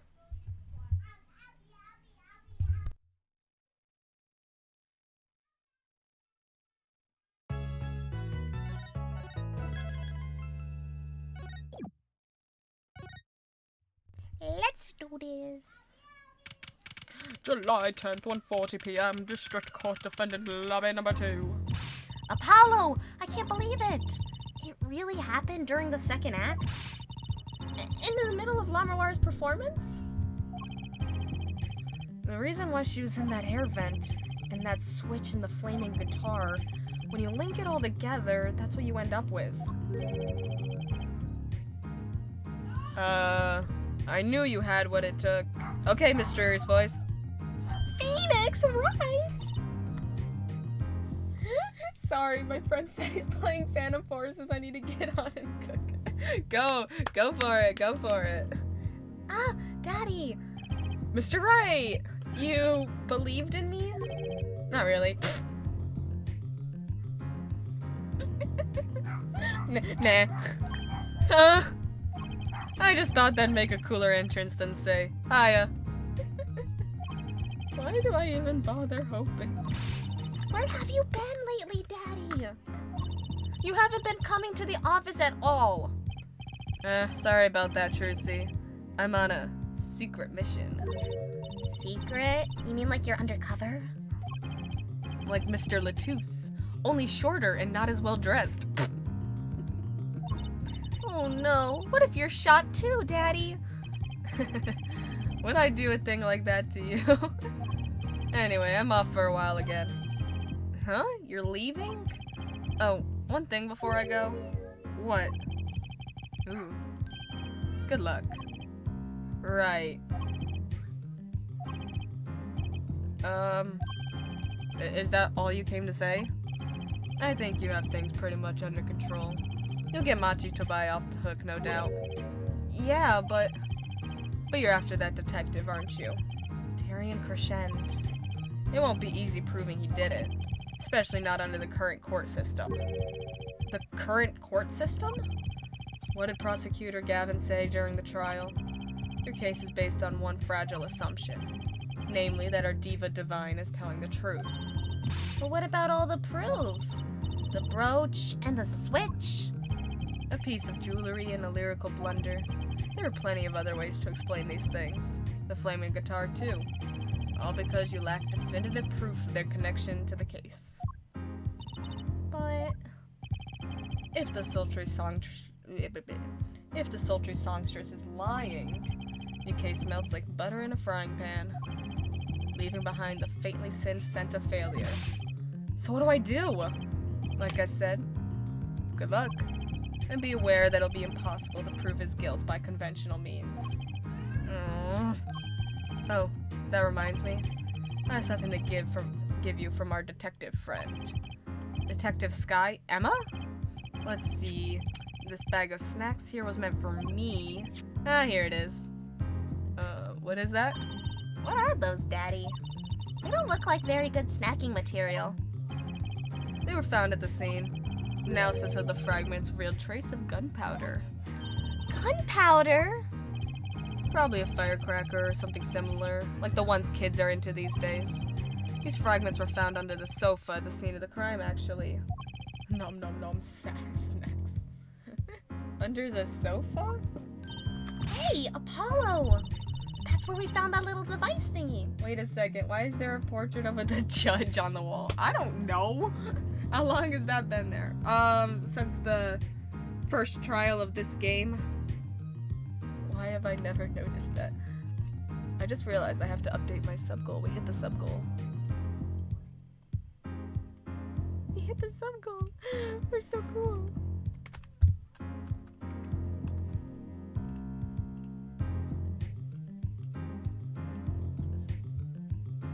Why have I never noticed that? Yay! We hit the sub goal! One day I gotta make like actual like goals for subs and stuff. I'm just never sure what to put. That's where I found that little device thingy. Right, this. Well, finally, some evidence that makes sense. Burnt fragments added to the court record. Found at the crime scene bearing a gunpowder residue. Possibly a firecracker? That's all from me, I suppose. See you after the verdict. Maybe. Guy's reward for sub-goal me face reveal. You could stare at it, enjoy, and maybe some envy. Alright, now if we hit the sub-goal, Matt's gonna face reveal. And he'll become a permanent part of our starting soon screen.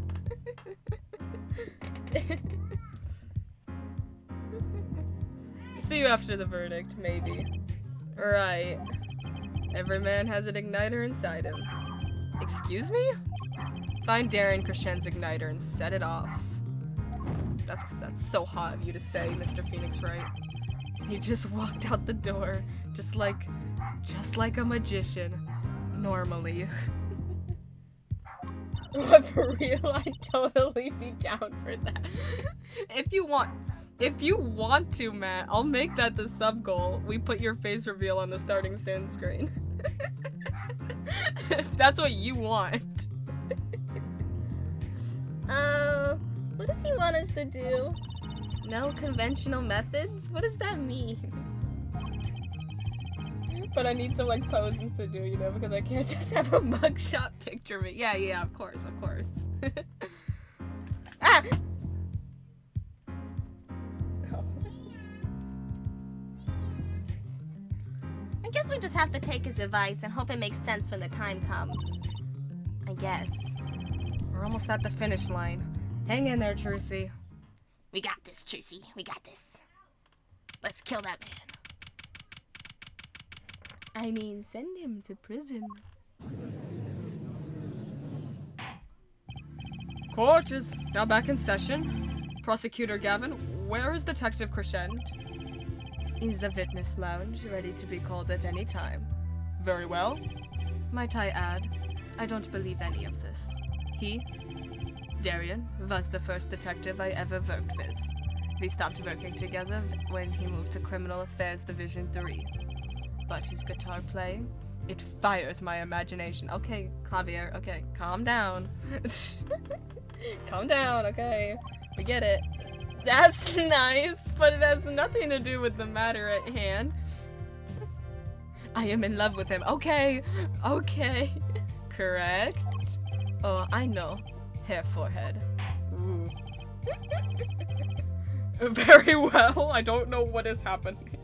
Call the final witness to the stand. Detective Darian Crescent.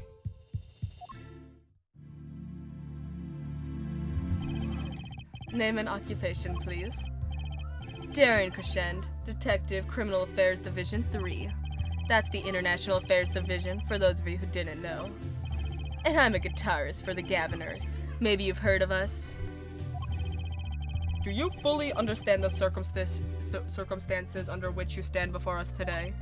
Yeah, I understand, Your Honor. What I don't understand is how you let this happen, partner. Ooh. Drama. You gave me your word I wouldn't be standing here. Oh my god, that hair. The situation's torpedo hair. And don't call me partner. Uh-oh. Uh-oh. Ooh. This is getting a bit toxic. So much for old friends. Ooh. This is a bit toxic, gamers. This is a bit toxic. Ooh. The couple are fighting. I see what you're doing, Darian. You're pressing the pot. Okay, alright, calm down. You're pressing the prosecution. Your Honor, if we could begin the trial. There is so much tension in this courtroom right now. Yes, it's high time we did. Let's hear your testimony. Oh my goodness. It's getting heated in here. He's been pressing the prosecution for a long while. You may begin with your response to Lamroir's testimony, if in fact you have anything to say about it. Oh, I've got plenty to say. Oh, I bet you do, honey. Lying must be a national pastime in Virginia. Oh my god. And wherever you're from, Mr. Justice. Conventional methods are out the window, huh? Here goes nothing. My goodness gracious.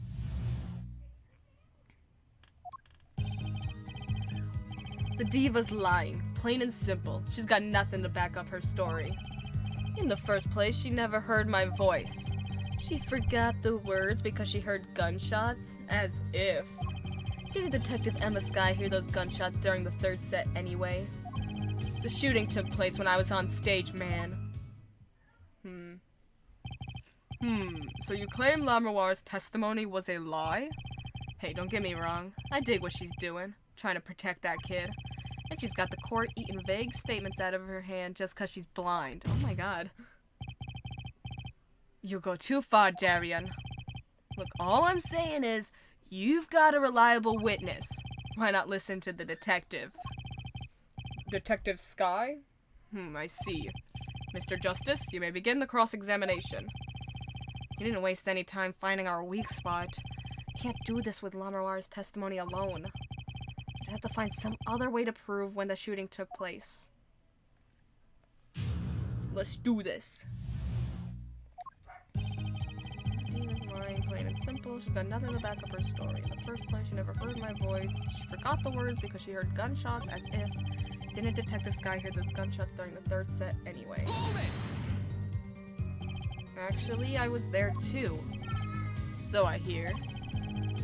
Which means you heard them too, right? The gunshots? Yeah. We heard gunshots. Neither I nor Emma actually saw the shooting, mind you. Ooh, I wonder... So, you think this was some kind of firecracker? Yeah, one of those noisemakers like you shoot off on New Year's. Did you know that in China they use firecrackers on New Year's to scare off evil? So it's kind of the same thing. Really? I had no idea. Well, did you know this? It takes more than 500 peanuts to make one 12-ounce jar of peanut butter. That's interesting. At least my useless fact had something to do with the evidence. I wonder if it was firecracker. Like, that's what the evidence is there. I guess you and Manuar got the same excuse then. We know one thing for certain here. There were gunshot-like sounds that emanated from that room during the third set. What we must determine is whether those sounds were actually gunshots. Machi heard them too. Remember he said he ran for the air duct when he heard them? So how do we figure out just what those gunshots during the third set were? It was totally the firecrackers, weren't they? Objection! Some things were found at the crime scene after yesterday's trial. That's a lot of peanuts. What things? What things? The first was this small... What things? The first was this small device. That's the remote-triggered igniter. Correct. And one more thing. What are those? The remains of something burnt? Not another guitar, I hope. Okay. Hold on a minute here. Why was Phoenix Wright the one that gave us this evidence? Please don't tell me he forged evidence again. Because I swear. Why didn't Emma herself give them? Did he? What are those? The remains of something burnt? Yeah, how did he have? It's very interesting. The remains of something burned? Not another guitar, I hope. Traces of gunpowder were found on these fragments. We have a report that it was something like a firecracker. Eh? How did Gavin know about this? Okay, so they're real. But why why did Phoenix have them? They just wanted a way to, like, get, to get Phoenix in the case somehow. We'll just throw him in here at the end. But... You think Detective Sky works for you? I received the reports this morning before coming here. That's when I made my decision, actually. What decision is this, Prosecutor Gavin? Plot twist, Clavier and Phoenix are besties. Actually, I think they are canonically not. I think they do not like each other. Because I'm pretty sure they said before Clavier's the reason Phoenix doesn't have his lawyer's badge anymore. Guys, look, it's the old MC. I registered Darian as a witness in today's trial. Just in case. This raises another possibility. Those gunshot-like sounds during the third set could have been two firecrackers rigged to go off by remote control. You got an active imagination, don't you? But you shouldn't say every little thing you think. Your explanation there seems a bit too convenient for me. How so? So you're saying these firecrackers just happened to go off right when two witnesses came walking by? That's right. Darian was out on stage when it happened, Apollo. How would he know someone was backstage right then? If a firecracker goes off in the forest and there's no one there to hear. You get my drift? Why go through the trouble, man? How do I explain this? He may not look it, but Darian is a gifted detective. Show any weakness, and he's sure to find it. He may not look it, partner. Gee, thanks, man. Uh-oh. My controller unplugged. That reminds me. I happened to pass through that very hallway several times that day myself, and I saw something odd there just before the third set. Something odd? A headset, the kind all of the band and staff members were wearing. That's right. We picked this up in front of the door to that dressing room. What if the headset wasn't dropped, but placed? And what if it was turned on? Oh, you could hear what was going on in that hallway, even if you were out on stage. Oh. Whose side do you want, Gavin? Listen to me, Darian. There are no sides in a court of law. Which is why I now turn to you, Hair Forehead. I have a question for you. Huh? For me?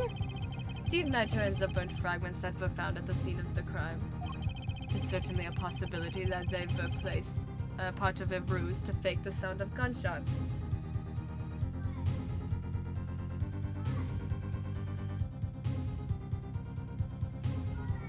It's certainly a fake the sound of gunshots.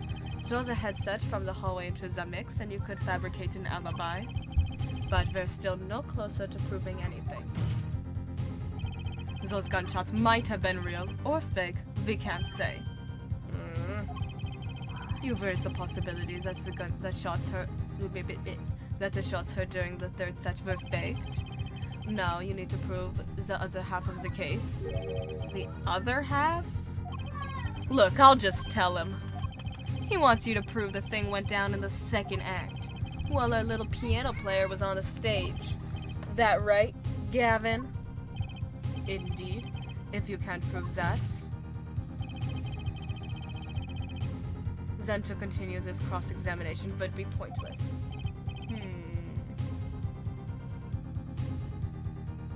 Well, Mr. Justice, can you prove that the crime took place during the second set? Yeah, I think. You'd better know, Apollo. Otherwise, we're through. Can be proven. You make it sound like someone else is going to come along and do it for you. Let's continue with the cross-examination then, shall we?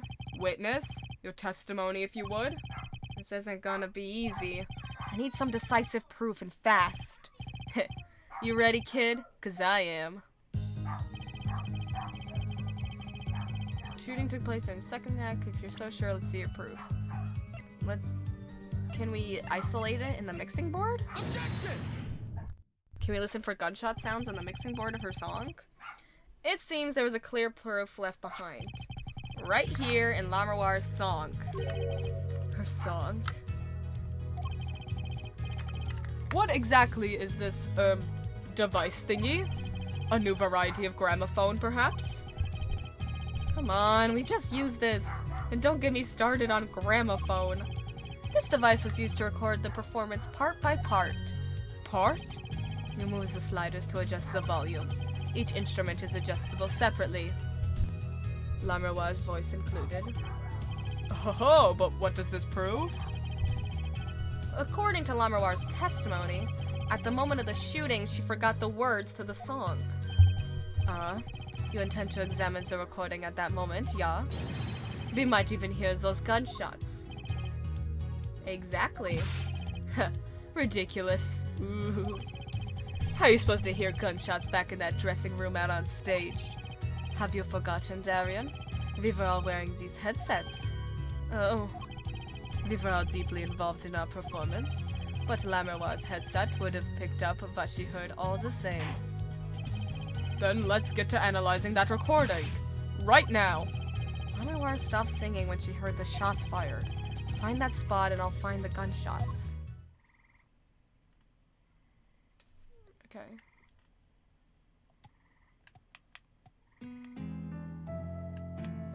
Well, that's her singing, right?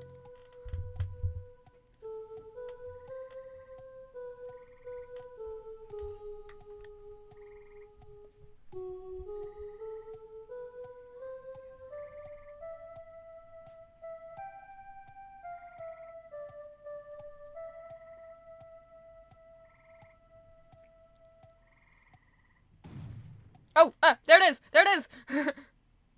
Take that! Found it! Your Honor, listen to this part. What's this? Am I weird for really liking this song? No, I think it's really good. What's this? I hear nothing. How is this possible? Wait, isn't the judge hard of hearing? I can hear just fine, thank you very much. He heard me thinking. I saw what you were thinking on your face.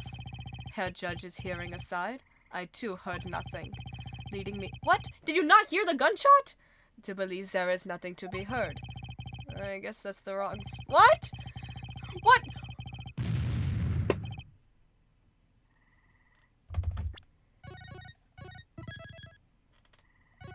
I'm not crazy. I heard the gunshot. I'm saving because I feel like this is gonna be tricky.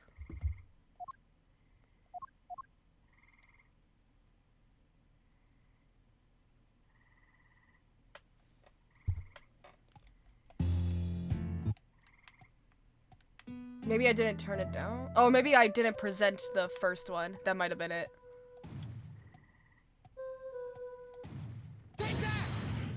That might have been my fault.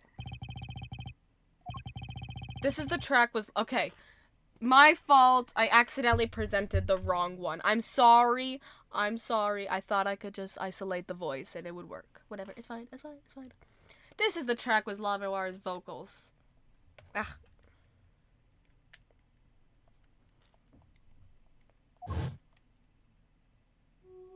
Oh, we're watching it again. Alright. This is like that Blue Badger video. Just keep watching it over and over. Like, yeah, I get it. Oopsie. Oh, there it is. Yep.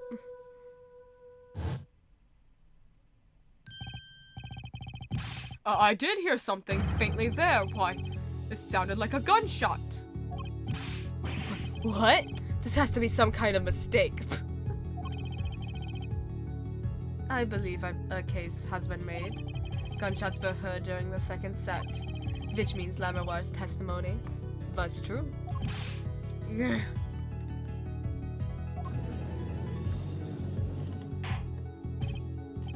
Order! So, she was telling the truth about what she heard? It was the other man speaking, not Mr. Latouche. Well, what did he say? It's over. Press the switch, now. Just after that, there was a gunshot, and then the guitar caught on fire. Detective Crescent, you weren't on stage during the second set. So we ignoring that the judge read your mind? Yeah, we're just gonna gloss over that. It never happened. You could have done it. But why did we only hear one gunshot on the recording? Weren't two bullets fired from this weapon? Lavoir was moving through the air vent, Your Honor. She must not have been close enough for her mic to catch the first shot. But then as she passed over the dressing room, the gun fired again and Mr. Latouche's life was taken. Well, Detective Crescent? Once again, I am reminded of something. Our performance that day. Your performance? Seeing the mixing board jogged my memory. You were there too, Herr Forehead. What is it with you? What is it with the day? Problem after problem, Achtung! My hog won't start, my guitar case is busted, and my guitar's been burnt to a crisp. And to top it all off, someone's dead. And then there was that performance just now. What was that all about? This part is off. Which is that? Second guitar. It was you, Darian. I thought it was strange at the time. How could you miss such a simple cue? I know you. I know how you play. You're better than that. Yeah, well, You what? And Prosecutor Gavin, what are you getting at? I'm talking about the murder weapon, Mr. Latouche's .45 caliber hand cannon. As we have learned, even the shooter doesn't go unscarred with a revolver that size. The kickback is enough to dislocate your shoulder if you're an amateur. Wait, you mean his playing was affected because he hurt himself shooting that revolver? Heh, you're forgetting something. Yes, Detective Crescent? I am a trained police officer, you know. I've had firearms training. Plenty of it. I'm no amateur. The standard sidearm issued to a police officer is a .38 caliber weapon. A much tamer beast. Also, the murder weapon belonged to the victim, Mr. Latouche, which suggests there was a struggle between the killer and the victim. So, the killer might not have been holding the revolver correctly when he fired? Is that what you mean? This thought had occurred to me, yes. Well, does the witness have anything to say to this? Detective Crescend! What I want to ask is what Mr. Sleeves rolled up ready for action has to say. Snitch. Hey you, attorney. Me? Exactly which piece of your evidence is decisive again? You got a little noise on a tape that could be anything. And you have an alleged guitar cue miss due to a .45 caliber kickback. I weep for this case, Gavin. I really do. You can't line up your little weak pieces of evidence all you want. I didn't shoot that manager. And that's the obvious truth. The witness has a point. The defense's arguments, while persuasive, are not decisive. I believe we should hear what the witness has to say in response to the case so far. Your testimony, please, Detective Crescend. Tell us your reasons why you couldn't have done it.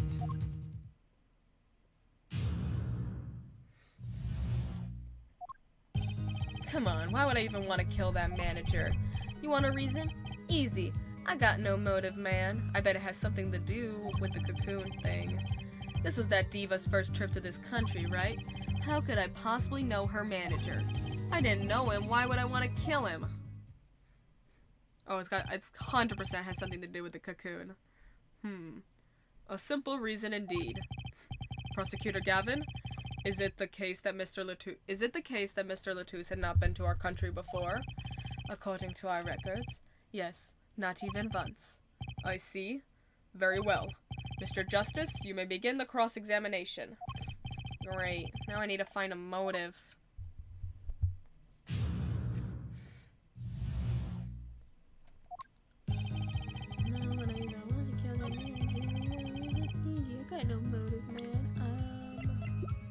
Here's motive. Yeah. Your Honor, take a look at this. What's that? Looks like candy. It's not. Don't lick it, please. Detective Crescend, ever see this? Looks like a piece of candy. What's the court gonna do when they have just a genuinely evil person, no motive? They're gonna start freaking out, be like, oh, what do we do? And he's obviously not the killer because he has no reason to kill. What it is evidence. Don't lick it before you try it. Specifically, this is a replica of a cocoon. It was found among the victim's belongings. A cocoon? Never seen one that color. It is a variety only found in the Republic of Virginia. Nowhere else. Alright, but what is this cocoon replica doing in my courtroom? Surely this has nothing to do with a motive for killing Mr. Latouche. Does it? It does! Wait, I think it does. You don't sound so confident, man. A cocoon? Is it one of those silky cocoons? The kind that you can make, well, silk out of?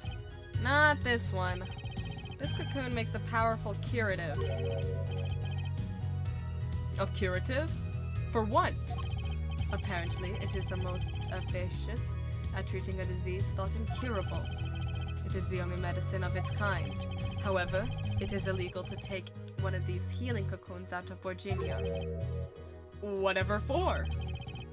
If it's such a miracle cure, why not share it with the world? Yeah, that's what I've been wondering. We looked into the matter at some length. Apparently it isn't difficult at all to manufacture the remedy from the cocoon. Yet if you change the process only slightly, you can easily make a large quantity of something else entirely. Okay, alright. A deadly poison, in fact. Okay. Interesting.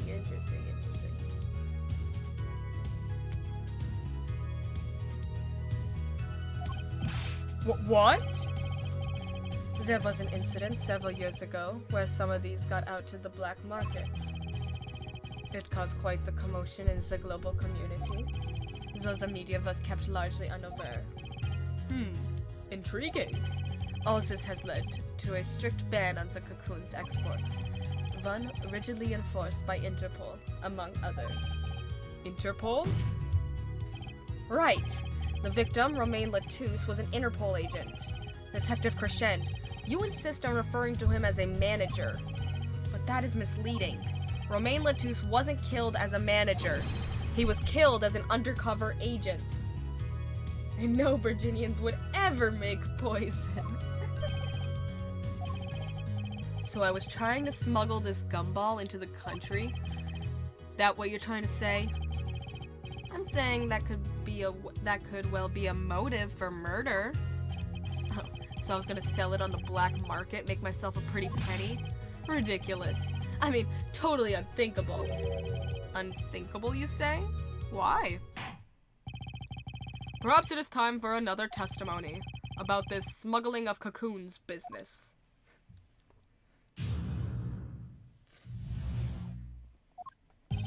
International Affairs got a memo about these cocoons.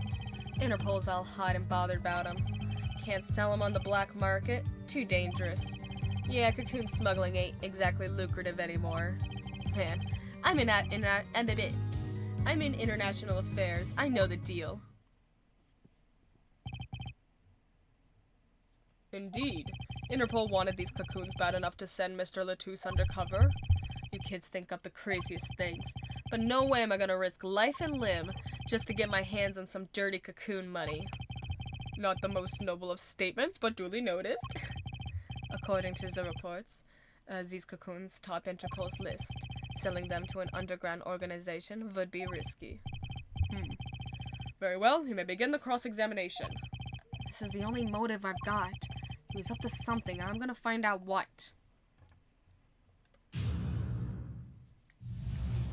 I wonder if it has something to do with, can't sell them on the black market, too dangerous. Yeah, cocoon smuggling ain't exactly lucrative anymore. I wonder if it has something to do with the incuritis case. Objection! Yes! I feel like there should be other things on topping Interpol's list. Yeah, just a bit. Why not choose a less dangerous buyer then? I would. How clueless are you? Everyone in the market's dangerous. The second they found out I was a cop, I could kiss my keister goodbye. Why sell to a black market buyer? How about someone like this? That article! That's about the Chief Justices! A deadly poison can be extracted from the cocoon, but so can a cure. And not a cure for just any disease. A cure for incuritis. Incuritis? I've heard of that somewhere. You went to visit a victim of the disease this morning. Aha! Why, that's the disease that the Chief Justice's son has. You aren't saying. Our witness is a detective. He would have contact with the Chief Justice. You are saying! The Chief Justice would never deal in contraband. Okay. Not even to save his own son's life? But even if the deal went through, why it'd be an international scandal? That's Detective Crescent's insurance. If word ever got out, the one with his neck on the line would be the Chief Justice. Detective Crescent! Is this true? First I'm a murderer, now I'm a smuggler. How many crimes are you trying to pin on me anyway? Distasteful as it is to think about it, if the Chief Justice were the buyer, why, a seller couldn't hope for a better deal. A very cowardly seller. Why not just ship the cure pre-made? Right, yeah, exactly. Don't let sleeves over there trick you. So I made a deal with the Chief Justice. Where's your proof? Oh my god, what is up with you and your proof? Well, oh yeah, and you're forgetting one other important thing. Do tell. Interpol isn't the only ones out there watching this. Virginian Customs barely sleeps. They're so worried about cocoons getting out.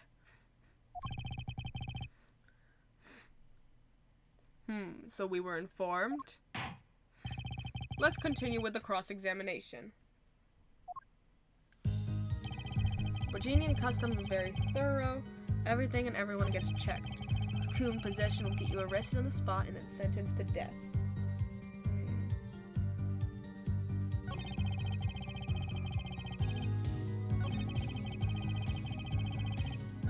Hey man, if there's a way to get cocoons out of there, I'd sure like to know.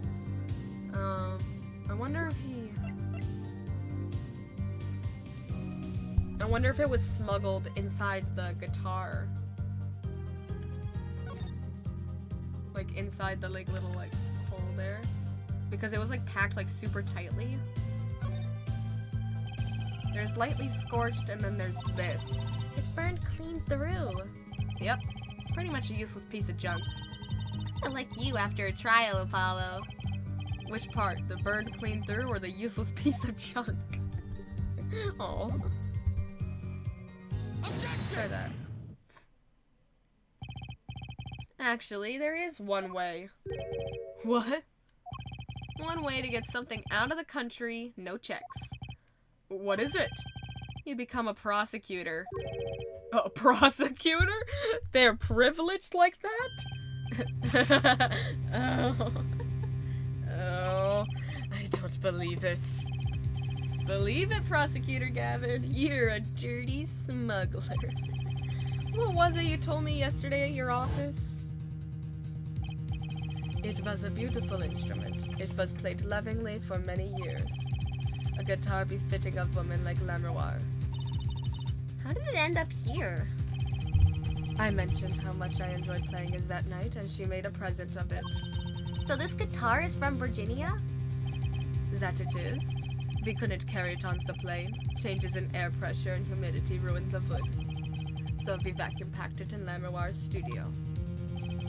I used a special shipping service available to me for transporting evidence. They brought it right up to my office for me. Pristine and untouched. Oh my gosh. Did I get that right, Prosecutor Gavin? Untouched? Quite. The guitar was wrapped in several sheets of vacuum and packed in Virginia. The pack was untouched until the day of the concert. Are you saying that guitar was... With cocoons this small, it should be easy to use your guitar as a mule to smuggle a cocoon out of Virginia. Holy snorkels. What? Which reminds me, Prosecutor Gavin, that guitar had some work done on it recently, right? Work? Good memory, hair forehead. Well, you know how guitars have a round hole in the front.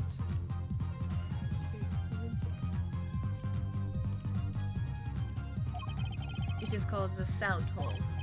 Well, they found something attached to the wood just inside the hole.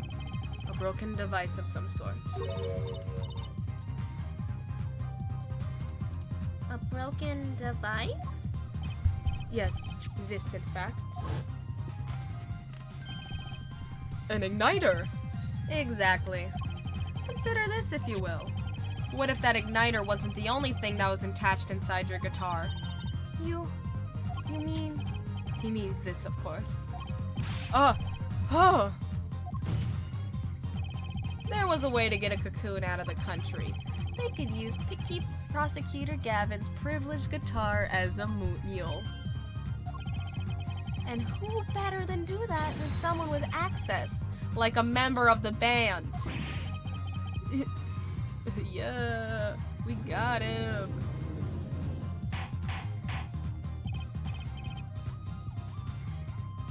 Order, order, order!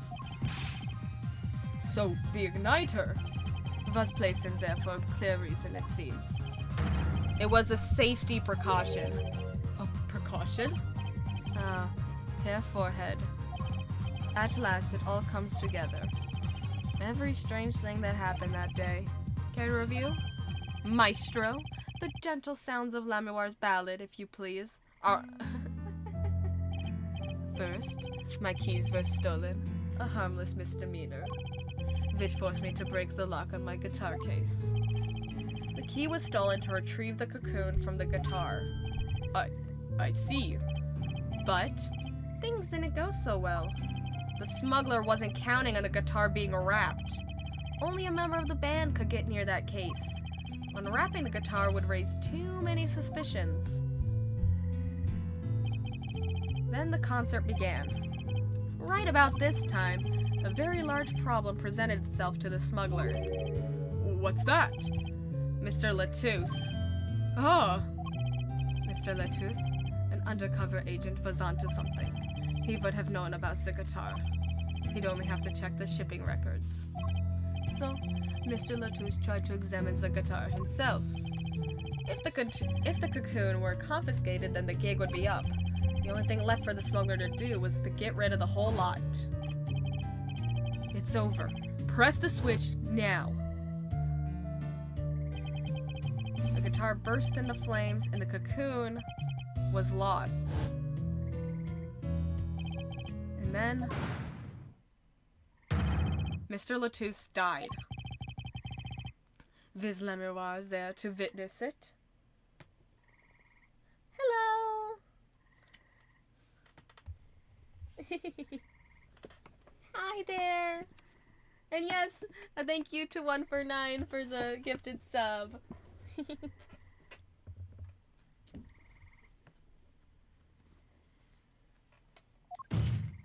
Hello, hello. There's your case.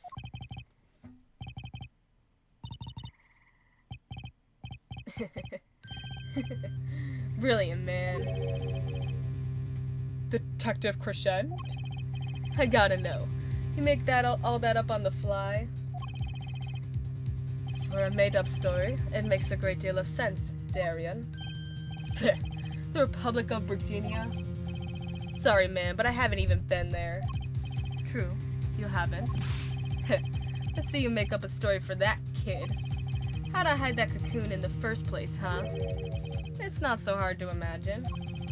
You had help. A Virginian and accomplice. That's all.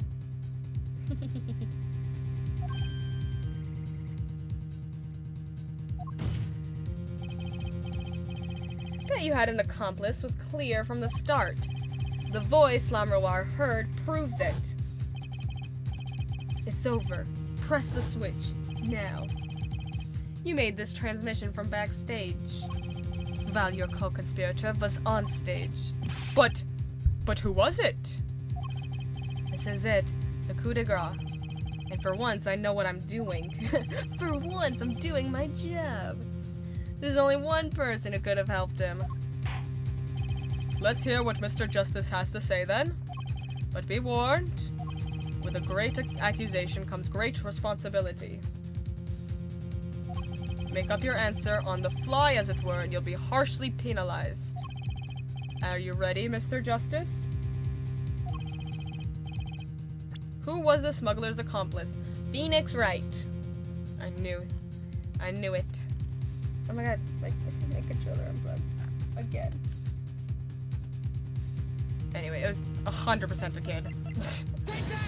It was 100% him. There's only one person who meets all the requirements of the accomplice, and that person is the defendant, Machi Tobai.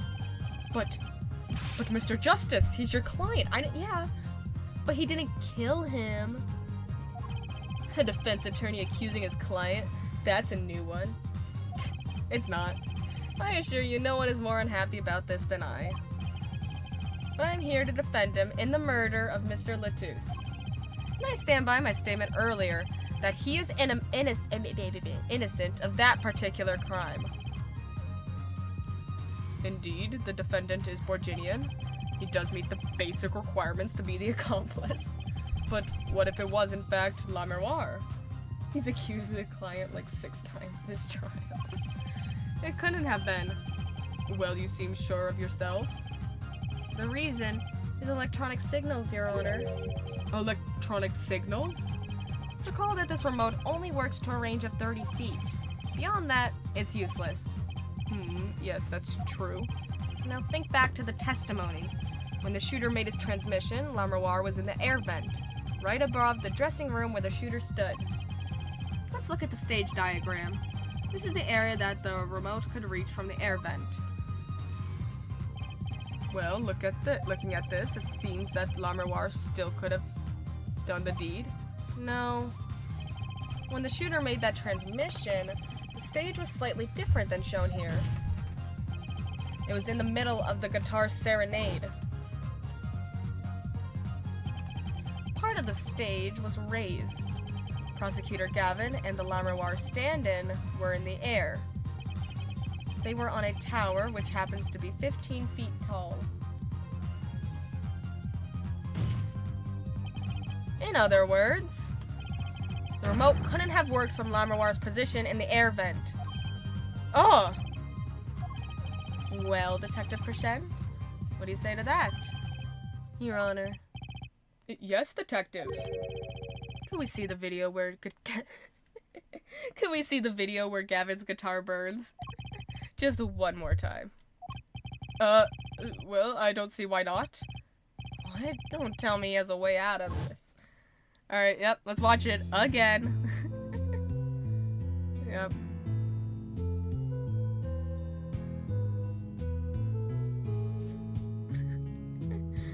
Hope everyone's familiar with it at this point. Oh, did you see that? Did it like flicker?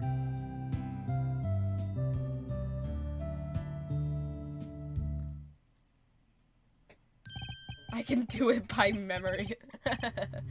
Too bad, so sad, Punk. Punk? First you were sleeves, then kid, now punk. You're losing rank fast, Apollo. What exactly we were supposed to see in this video? The problem isn't in what we see, correct, Darian? Right. It's what you hear. We are musicians, after all. Care to explain for us non-musicians? Sure thing, Punk. Let me get your yarn straight first. You're saying I ordered the wee pianist to set off that igniter? That right? Yeah? Well, in order to do that, he'd have to press a switch. Am I right? Okay. Well, take another listen. Pay attention to the piano. Piano? Okay.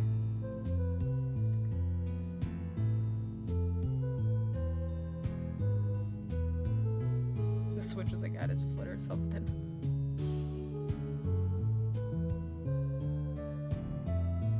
There's totally like a flame going on inside that.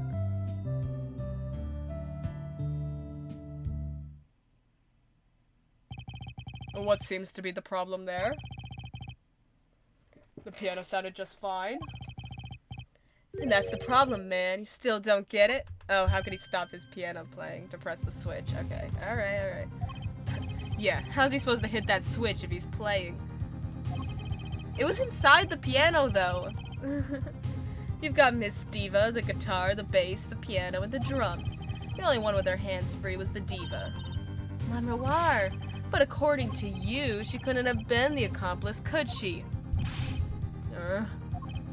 Your accomplice would have had a hard time helping out. If they couldn't even press a switch.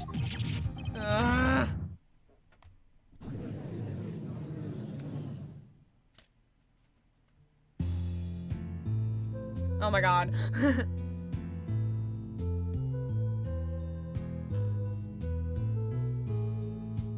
Or are we gonna have to do the mixing board again?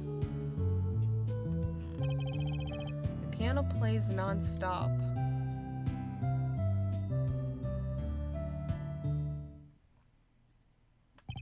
He couldn't have pressed that switch. Well, Mr. Justice, piano does seem to be playing when the guitar catches fire. Well, it's okay. We all make mistakes sometimes. Apollo, were you wrong? I can't be wrong. Everything makes perfect sense. How could it all just... Strange. What's strange? No, it's just... Something's odd about the performance there. Odd? Mr. Justice, if Machi Tobai didn't press that switch, then he could not have been the accomplice you claim he is. But everything points to it. Every fact says he's the accomplice. You got the facts wrong, man. Here are some facts for you. Gavin's guitar is on fire, and the pianist didn't press that switch. In other words, your story is full of holes. Mr. Justice, let's hear your final opinion on this matter now. Was the defendant Machi Tobai the accomplice? Your answer will reflect everything you've said here. Give it some thought.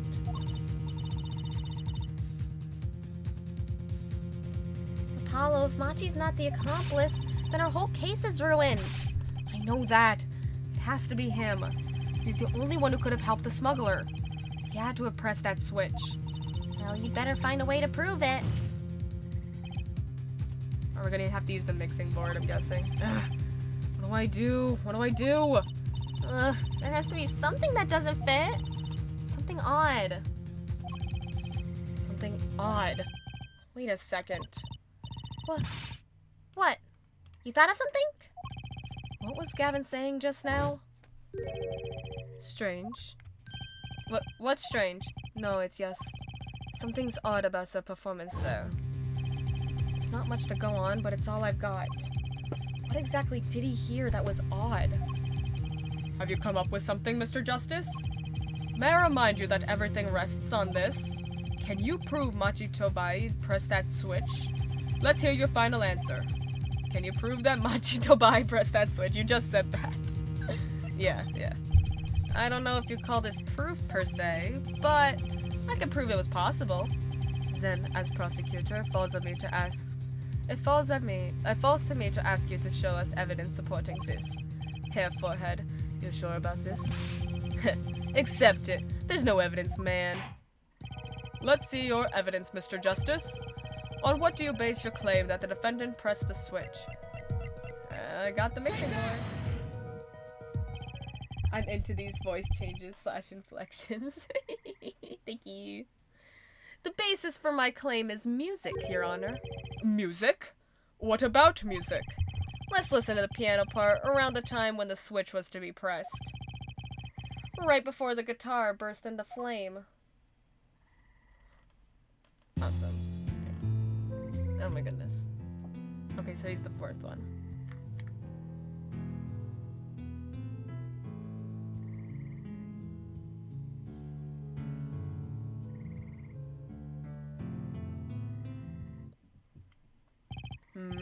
I hear a piano being played.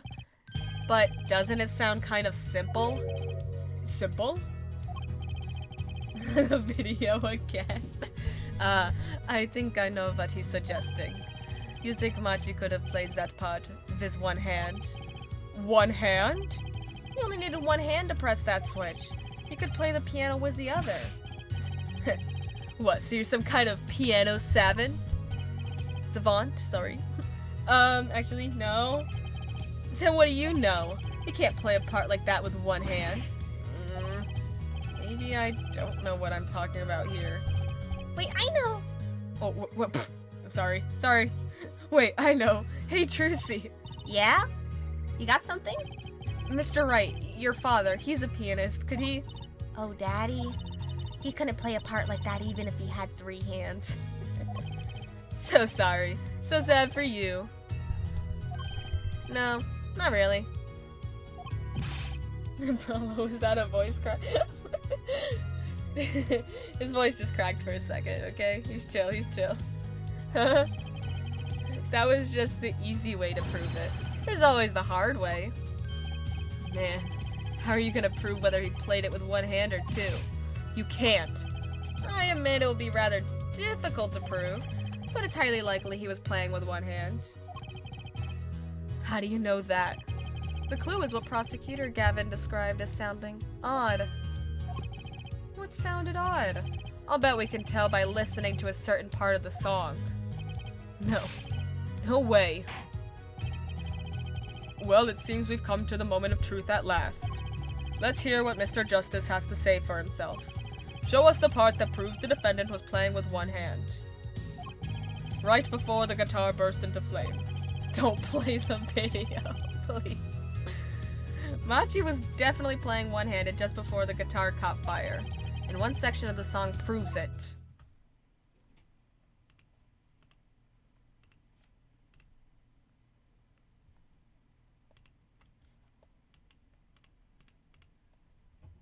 I'm guessing it's... His part was the fourth part, so...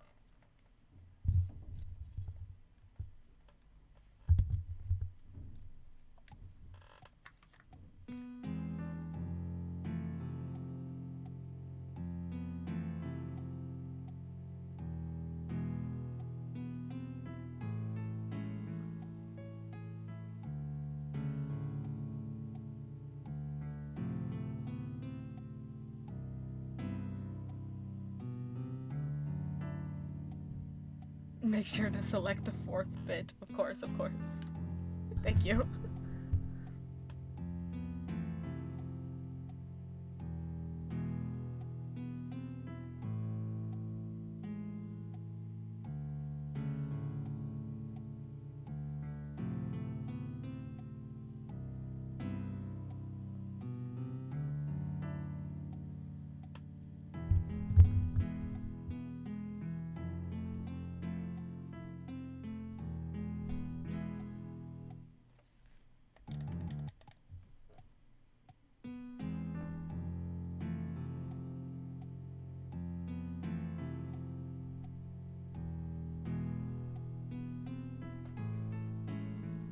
Maybe right there? I think there was like a little moment right there where he was just playing that doo-doo-doo.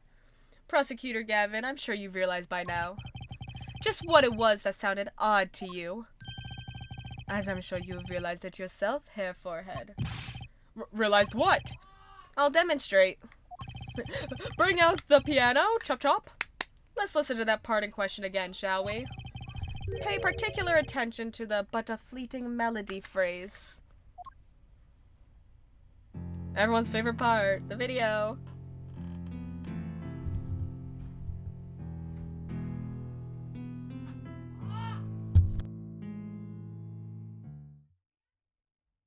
Oh yeah, right there. Man. How many times do we have to listen to the same thing? Thank you, Darian. That's the one time I agree with you. You're right. Enough of that. Let's listen to another section, shall we? No, please, no more. Another section? The guitar bursts into flames at the end of the second verse. Let's listen to the same spot in the first verse. Pay attention to "Oh, that night in your embrace." Oh my gosh, okay. Here we go again.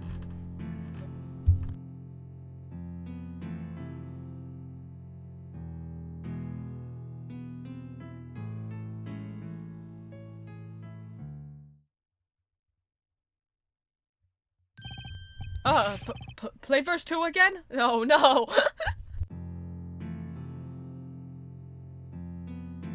So much music. Yeah, it's a lot simpler. There, did you hear it? They feel the same, true, but they're clearly very different. What? Well put, Your Honor. The phrase in verse 2 is quite simple, but the same phrase in verse 1 has high and low notes. You'd have to use two hands to play that for sure. Oh. What's that proof? I would think you know that by now. This is why I hate dealing with amateurs, man. So the two verses had different arrangements. Happens all the time. Not this time, Darian. There's no point in changing an arrangement if you can't hear it clearly. And that wasn't the point. I had him play specifically so that the piano would stay in the background. Oh. That was what I noticed. Why should the same phrase sound slightly different, I asked myself. Now ask yourself why Machi Tobai changed how he played, and there's only one answer. He needed a free hand in order to press the switch.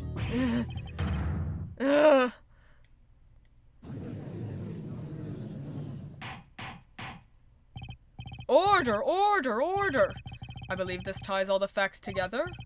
Well, Prosecutor Gavin? Yes, quite. Though personally, this comes as a terrible disappointment. What? Now come back? I can't believe it! I finally did it! I shut him up! Yeah! Very well. Barring an objection from the prosecution, I will now state the court's opinion on this matter.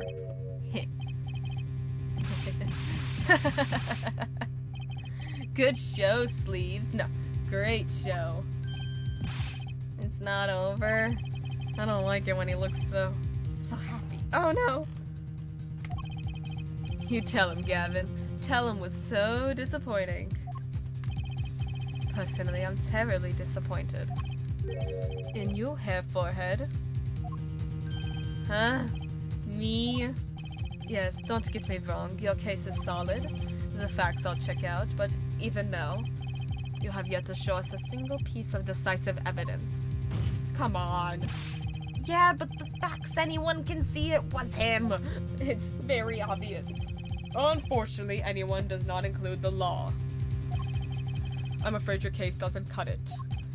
But 1,000 facts might point towards the same conclusion. But without decisive evidence, it's not proof.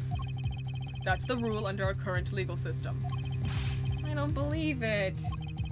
It does not seem as though the defense has any more evidence to present.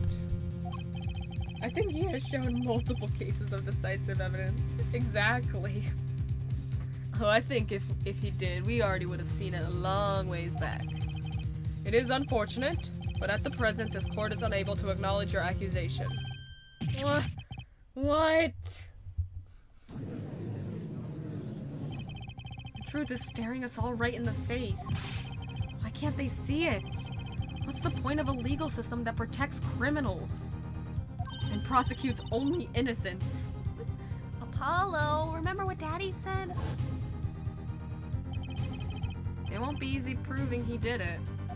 Especially not under the current court system. So what do I do? Like I said, good luck. And be aware that it'll be impossible to prove his guilt by conventional methods.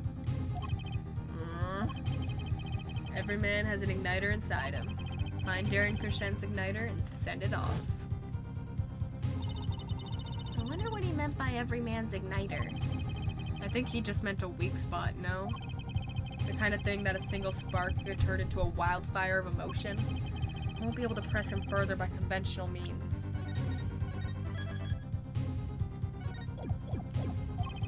I've gotta find a weak spot in this guy. Something fatal. So, can I get back to work now, or what? It may look like I got a lot of time on my hands, but I got no more time to play pretend with this deadweight attorney. Well, Mr. Justice, we've come this far without decisive evidence. This witness won't be coming back to the stand once we let him go.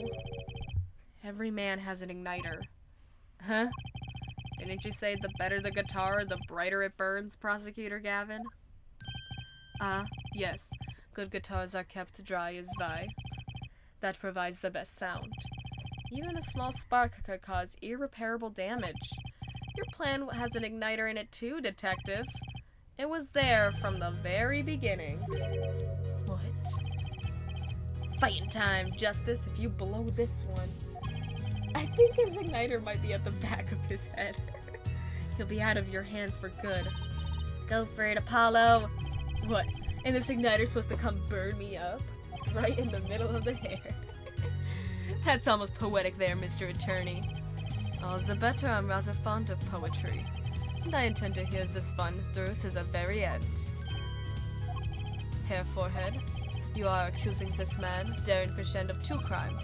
The murder of Mr. Latouche, and the smuggling of a Virginian cocoon. This is your last chance to prove your case. This trial has already run on for far too long.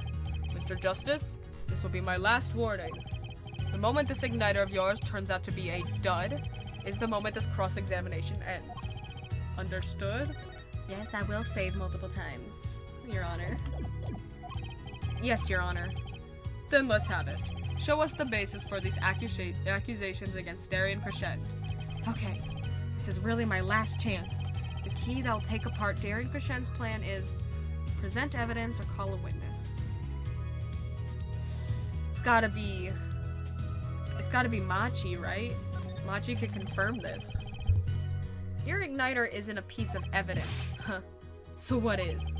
It is true that I couldn't show decisive evidence, but perhaps what I needed to prove my case was something else. You mean a witness? Proving his guilt is a tall order. But I've got just the person to do it. Very well, Mr. Justice. Who is this person who can prove Darren Krishen's guilt? It's gotta be Machi. He's just scared to talk because he's afraid he'll be murdered. Executed. Sorry. The one person who can prove Darren Krishen's guilt is the defendant, Machi Tobai. Your client? Again? Phoenix Wright. Get him in here. Machi Tobai was an accomplice to the cocoon smuggling plot. Without him, Darren Krishen could not have gotten the cocoon. Furthermore, you can easily prove that the one who plotted to smuggle that cocoon is the real criminal in this case. How so? It would require just one of the very cocoons Mr. Latouche was looking for. With the cooperation of the Republic of Virginia, we could burn a cocoon. The burnt cocoon would leave a particular residue. A residue we would no doubt also find inside the burnt-out guitar. Aha, very scientific of you. Thus, if Machi Tobai acknowledges his agreement with Darren Krishen concerning the attempted smuggling of a Virginian cocoon, the case is solved.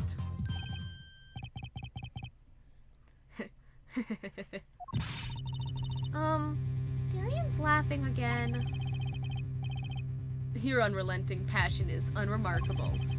You really want to get me, don't you? Too bad you'll never be able to. Why not?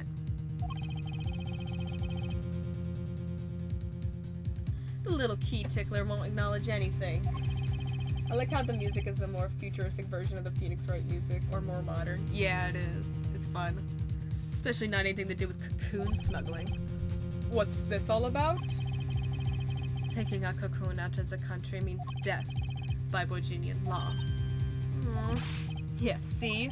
If our pianist really was a smuggler, then testifying about it would be suicide. Believe me, he's not talking. But you're wrong, Detective Krishen. What? It's the other way around. If Machi doesn't admit to smuggling here, he's in deep trouble. Huh? How? Look, if Machi admits the smuggling here, then he'll be tried in our courts by our laws. You don't get the death penalty for smuggling in our country. The victim in this case was an undercover Interpol agent. I'm sure that news has already reached Virginia, and they'll likely broadcast our dealings in court today, including the part about the Virginian cocoon. Yeah, but... But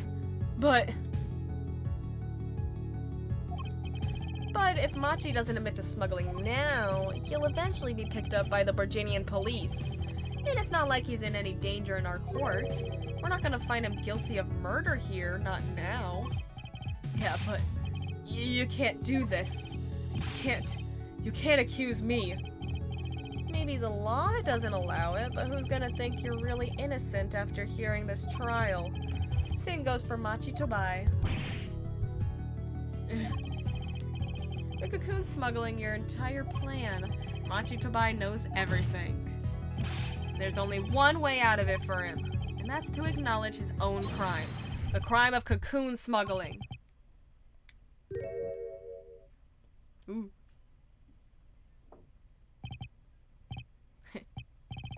Don't worry there. I'll get you out of the country. I'll set you up someplace. A hidden mansion. Real nice. You want a house made out of cookies? Or no, a house made out of pianos. Come on. Ooh. Oh yeah, that was cool. Please! Whoa. Don't. Whoa. Don't talk. Whoa. Ooh.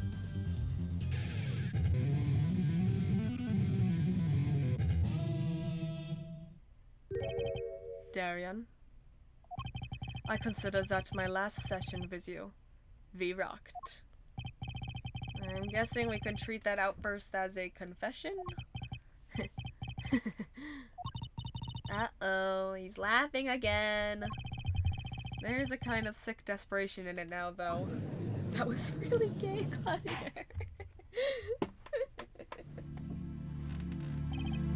Well, have you been listening to today's trial? Not even gay, that was just corny. Yes. And you'll talk? You'll tell this court everything. I didn't want it to turn out this way, but I'm not the kind of lawyer that can overlook a crime. Today's trial was all for your benefit, you know. I see no reason why you should hesitate now. Have him put to death, too. I knew. From beginning, I knew. Hachi. Situation. Cannot explain. But money. I needed. Very much money. Today's trial raises a delicate issue with our legal system. The only thing definite in a court of law is evidence. This is the golden rule, however. It has become apparent that not all things can be tried by this standard. Should another case of this sort surface, we may have to consider an alternate system by which to administer justice.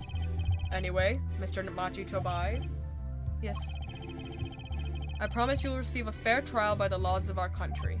And with regards to the current charges for the murder of Mr. Latouche, this court is prepared to announce a verdict. Whoa. I thank you. I only lie, but you see truth. You find truth. Aw. That's our job. Very well. Random character development mid-trial. The court finds the defendant, Machi Tobai, not guilty. Yay!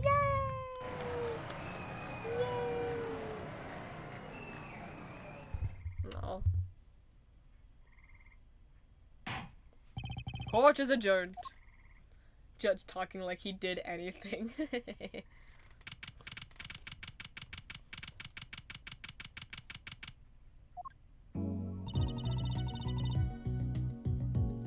I wonder what will happen to Machi. Well, he did smuggle a cocoon out of Virginia, so I guess there'll be another trial here.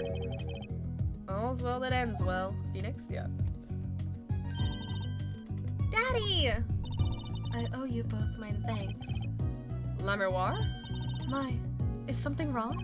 I'm sorry, Machi was your partner on stage, your friend. Yes, I thought of him as my own son. Even now I do, yet something got a hold of him. Something evil, I see that. And he must pay for what he has done. Is that not how it should be? I'm still sorry. Do not be sorry. You have given me courage. Courage?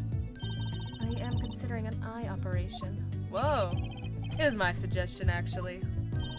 You mean you'll be able to see again? It's funny. I've always been afraid of the light. Light seems so harsh, so unforgiving. According to the doctor, La Miroir lost her sight due to some kind of accident. An accident? As you know, I suffer from amnesia. I feared that if I could see, perhaps it would open my eyes to the truth I had been running from. I was scared. You know what changed her mind?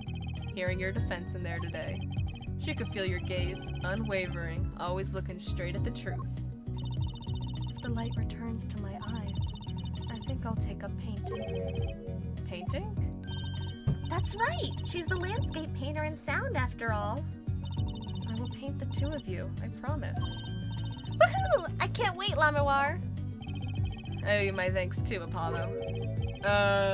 Thanks, Mr. Wright? For what? You reminded me I needed to hurry things along. On my secret mission, that is. Right, your secret mission. Apollo, Trucy, I hope that we will meet again someday soon. You bet! Me too! And so, like a ballad, the trial flowed on and on until it came to the end.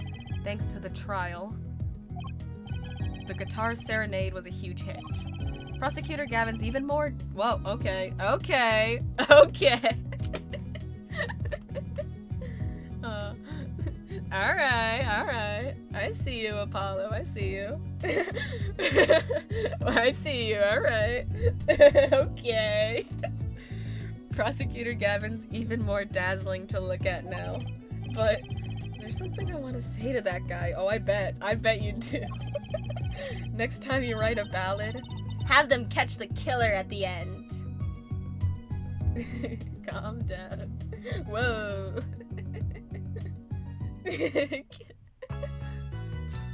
Oh, that was lovely.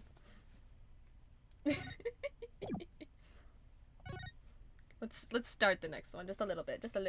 Let's start Turnabout Succession. And that is the whole truth of this case. Whoa, Mason system. Whoa.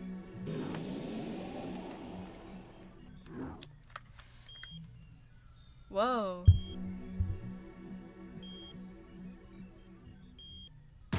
Ah. Oh.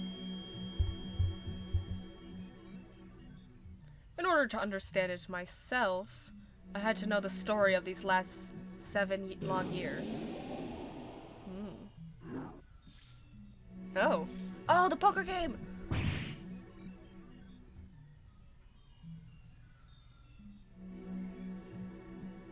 Nothing happens by chance. All is connected.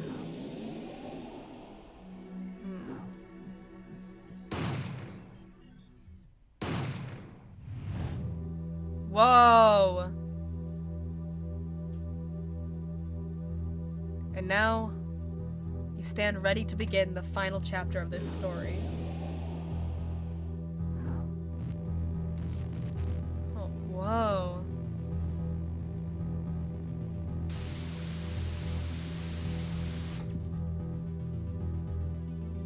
Will the defendant be found guilty or innocent? The decision is yours. Whoa! Hey! Look who's back! Whoa! Who was that, babe? Oh! Hey, Apollo! Look on TV! Look! Yeah, I'm kinda busy. Wow, look at that! He's the last Gramarye, alright. Amazing! Apollo! You should be watching this! Oh, ow, what? I was writing about our last case in my journal. Lawyers are supposed to write things in records, Apollo, not journals. Why now? That case was 3 months ago. Hey, it's a long story. I did a lot, you know. I want to vacuum pack the feel of the moment for later. Right now, I'm wowing the crowd by figuring out how Lammerwar disappeared. He's so Greg Heffley. That's right. Uncle Valent did that illusion too. But you're missing him on TV right now. I was just getting to the good part. I suppose I should watch a little TV with her. After all, her father's expecting me to look after her while he's away. What you're seeing now is a rehearsal for the greatest magic show on Earth. Happening right here at our very own Sunshine Coliseum.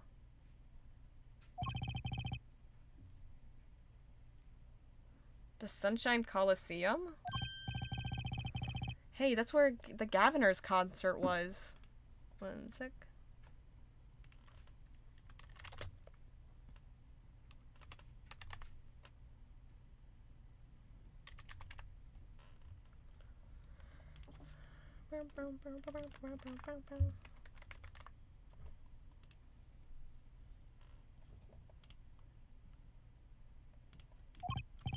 Only 3 more days until miracles happen here, right before your unbelieving eyes.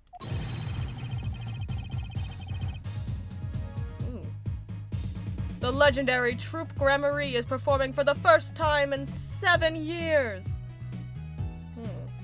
Is it like a combo of all the previous ones? Oh my god. I can see that.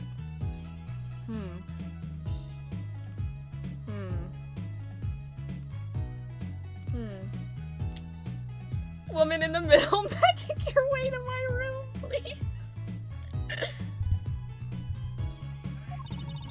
That's gonna be great. I'm so there. You and Daddy are coming too. Legendary Gramarys. If Trucy's real father were still alive, he'd be on that stage performing miracles. I've got the tickets and everything. Here's yours, Apollo. Magic show ticket received. Ticket to the premiere showing of A Grand Illusion by the magician Valiant Grammarye. Oh, you are here. Working hard or hardly working? Hey, how have you been? Hi there, stranger. Not exactly the kind of greeting I'd want to hear from my own kid, though he has been gone a long time. How goes it, Trucy? Here, I got a present for you. Yay, pudding! I love pudding. Ooh, it's farm fresh. And not just the one pudding, but 3 whole cups. I'll have to pace myself. Well, I'm beat. That's right, Daddy. You're on a top secret mission. You've got to take it easy with the secrets, you know. Now, right you are. So you still can't tell us what your mission is? Maybe it's time. It has something to do with you anyway. Oh? Huh? With me? Ooh, maybe you're getting a top secret mission too. Maybe you could be one of those guys. A spy. Can I just be a defense attorney? To be honest, telling you about the mission was my whole reason for coming here today. What? Find Apollo a girlfriend. Tell me, you've heard of the Juris system, yeah? The Juris system? That's right, the new legal system everyone's talking about. Have you heard of it, Apollo? Huh? Maybe?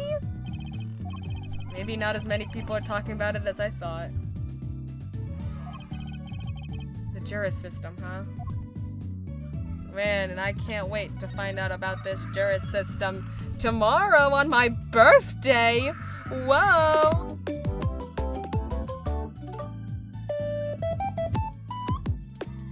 I'm too sleepy to get that reference. I can't wait to figure all of this out tomorrow. But, so I'm gonna be sending you guys off on a raid. Thank you guys for joining me. It's my birthday tomorrow. Whoa, crazy. I'm turning 23. I'm turning ancient. I'm gonna send you all over on a raid.